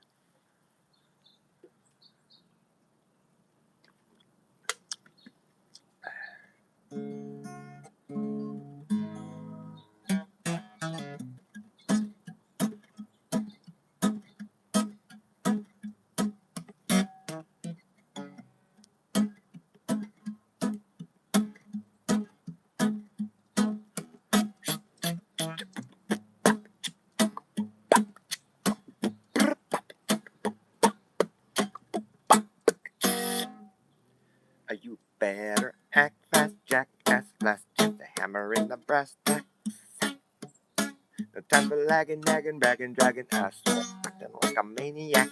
Do you wonder why exactly I'm explaining that? Just consider the fact that once you grab your bug out bag, there isn't gonna be a way to turn back around. Cause this whole thing's gonna come down. Right. You better act fast, jackass. Last chance to hammer in the brass tacks. A time for lagging, nagging, bragging, dragging us. Acting like a maniac. Do you wonder why exactly I'm explaining that? Just consider the fact that once you grab your bug out bag, there isn't gonna be a way to turn back around. Cause this whole thing's gonna come down. Right. Jackass, last chance to hammer in the brass tacks. No time for lagging, nagging, bragging, dragging ass. For acting like a maniac. Do you wonder why exactly I'm explaining that? Just consider the fact that once you grab your bug out bag, there isn't gonna be a way to turn back around. Cause this whole thing's gonna come down. Give me a wreck, fast jackass, so let's just hammer in the brass tacks. Lagging, nagging, bagging, dragging ass, for acting like a maniac. Do you wonder why exactly I'm explaining that? Just consider the fact that once you grab your bug out bag, there isn't gonna be a way to turn back around. Cause this whole thing's gonna come down. That's great.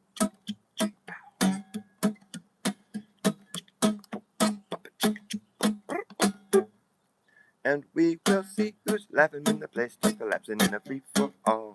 Anything can happen when the ship goes down. So does the captain. Wherever you are is where you'll be stuck. Yeah, when this place goes belly up, you gotta have yourself a damn good plan when the shit hits a fan. Now when the going gets tough, you better be clever enough. You gotta know what the fuck to do. You gotta run amok, or let the muck run you. Act fast, jackass, last chance to hammer in the brass tacks. No time for lagging, nagging, bagging, dragging ass, or acting like a maniac. Do you wonder why exactly I'm explaining that? Just consider the fact that once you grab your bug up, there isn't gonna be a way to turn back around. Cause this whole thing's gonna come down, right? The whole thing's gonna come down, okay? I said the whole damn thing is gonna come down, right?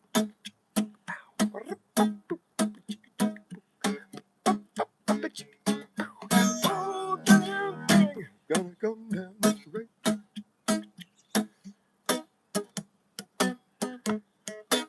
Well,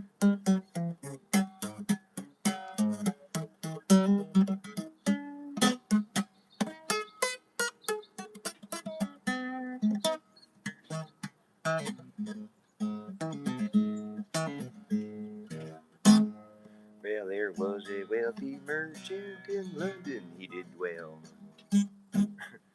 There was a wealthy merchant in London, he did well. He had a beautiful daughter, and the truth to you I'll tell. Oh, the truth to you I'll tell. Now she had sweethearts of plenty and men of high degree, but none but Jackie the sailor, her true love ever be. Oh, her true love ever be. And now Jackie's gone a sailing with trouble on his mind. He left his native country and his darling girl behind. Whoa, his darling girl behind. Now Jackie's gone a sailing with trouble on his mind. He left his native country and his darling girl behind. Whoa, his darling girl behind. Whoa, his darling girl behind.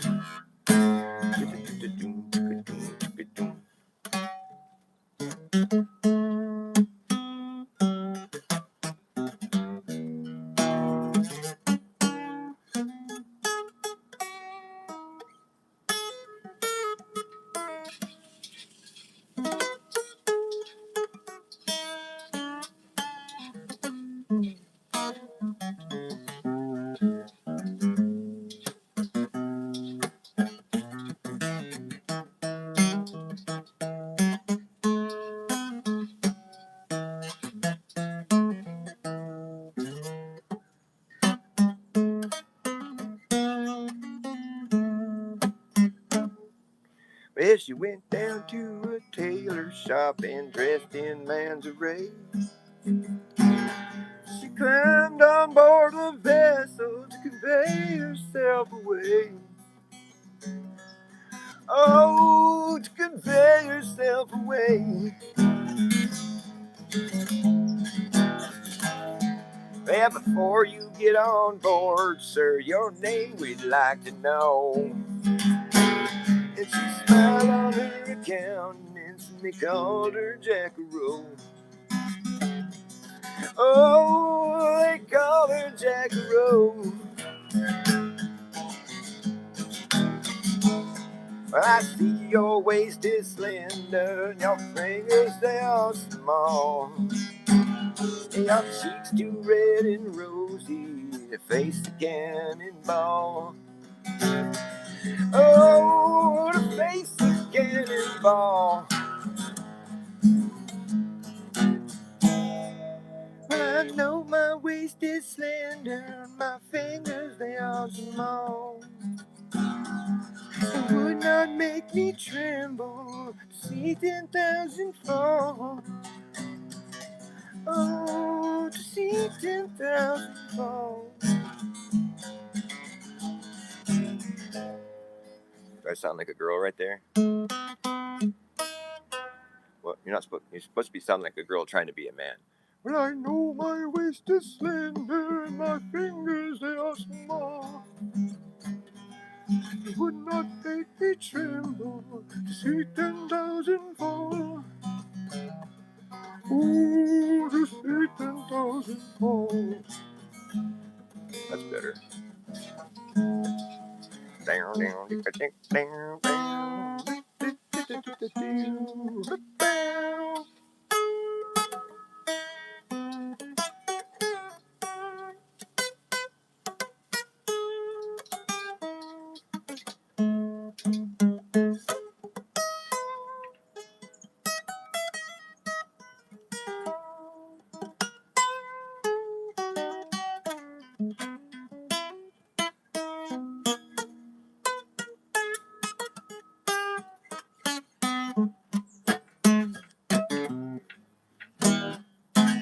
Well, the war soon being over, she went and looked around.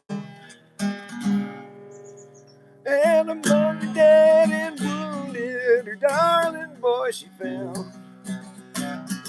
Oh, her darling boy she found.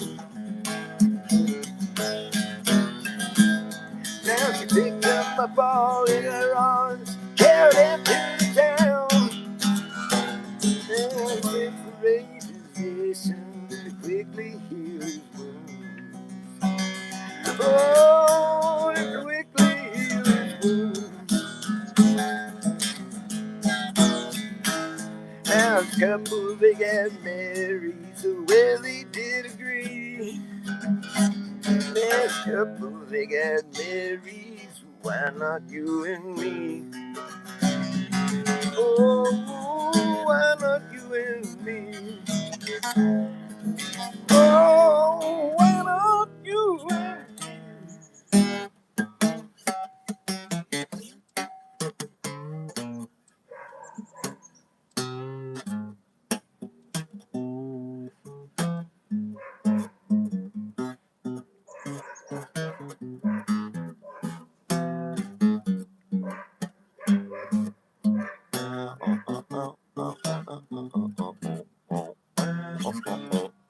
wow. So it goes wow, wow, wow, wow, wow, wow, wow, wow, wow, wow, wow, wow, wow, wow, wow, wow, wow, wow,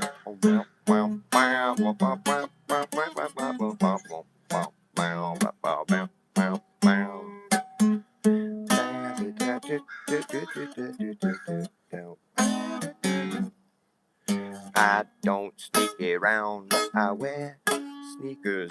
I don't vote 'cause I don't need a leader. I'll leave time for you on your parking meter. I don't vote 'cause I don't need a leader. Ooh, oh, alright. I don't vote 'cause I don't need a leader. Ooh, oh, alright. I don't vote 'cause I don't need a leader. I don't beat wives, but I wear wife beaters. I don't vote 'cause I don't need a leader. I won't eat the bugs, but I'll eat an anteater. I don't vote 'cause I don't need a leader. Ooh, oh, alright. I don't vote 'cause I don't need a leader. Ooh, ooh, ooh. Oh, oh, oh. And you, you shouldn't need a leader either. There's no stupid questions, only stupid teachers. I don't vote 'cause I don't need a leader. Wow. Oh.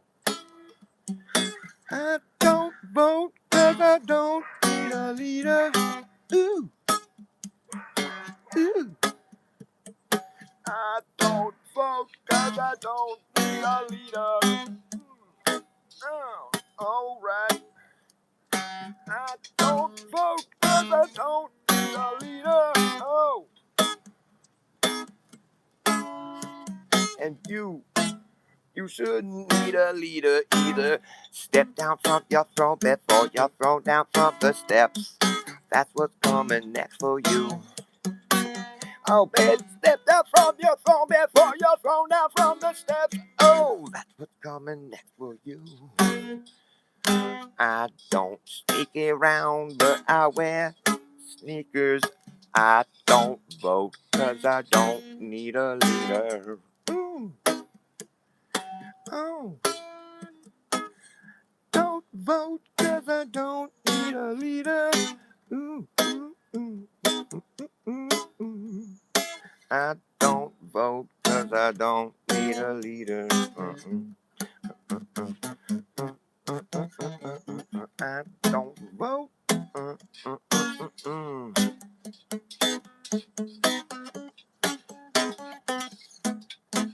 Shit.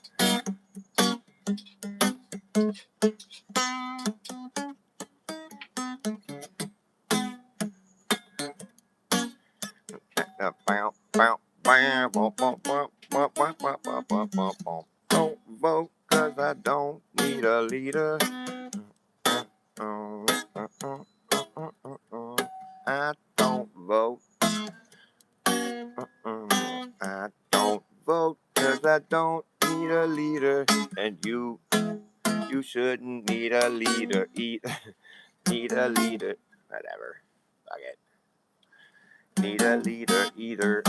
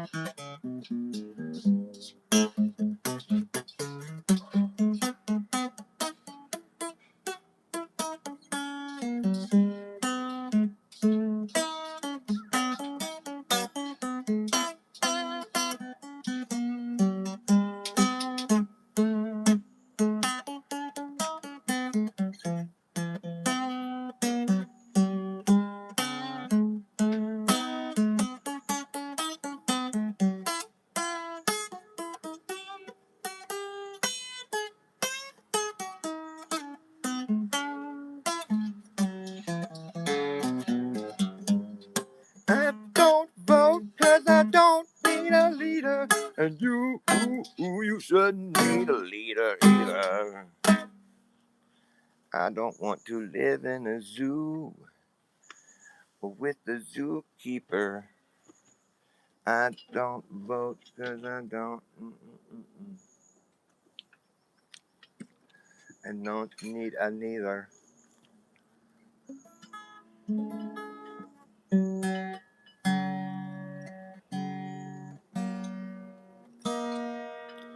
Is my show still live? I can't even tell.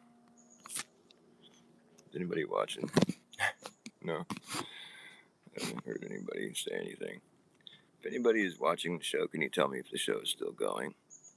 Because sometimes my show will just end and I'll think that it's still going, but it's not. And that's why I wonder, like, if I've been kicking it for like an hour and nobody's said anything, I'm like, huh. Is it still live? Is anybody in there?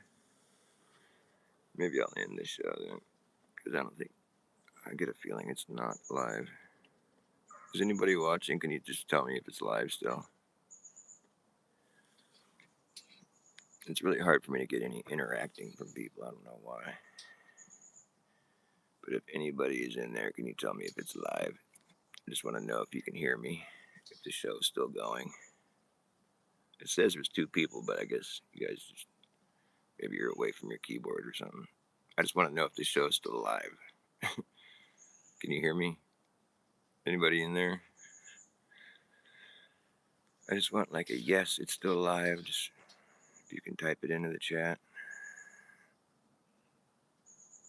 Because I don't know if I should keep going with my show or if it's just, because sometimes my show will end and it'll say that it's still going, but I can't, but it's not. I just like feel like an idiot because I'll be like wasting all this time thinking I'm doing a show and I'm not. So I just want somebody to tell me if the show is still live. It looks like it's probably not because I'm not getting any reply. So I guess I'm just kind of wasting my time here. All right, I guess I'll end the show. Unless somebody tells me the show is still live, I'm going to end it. Because I have a feeling it's not.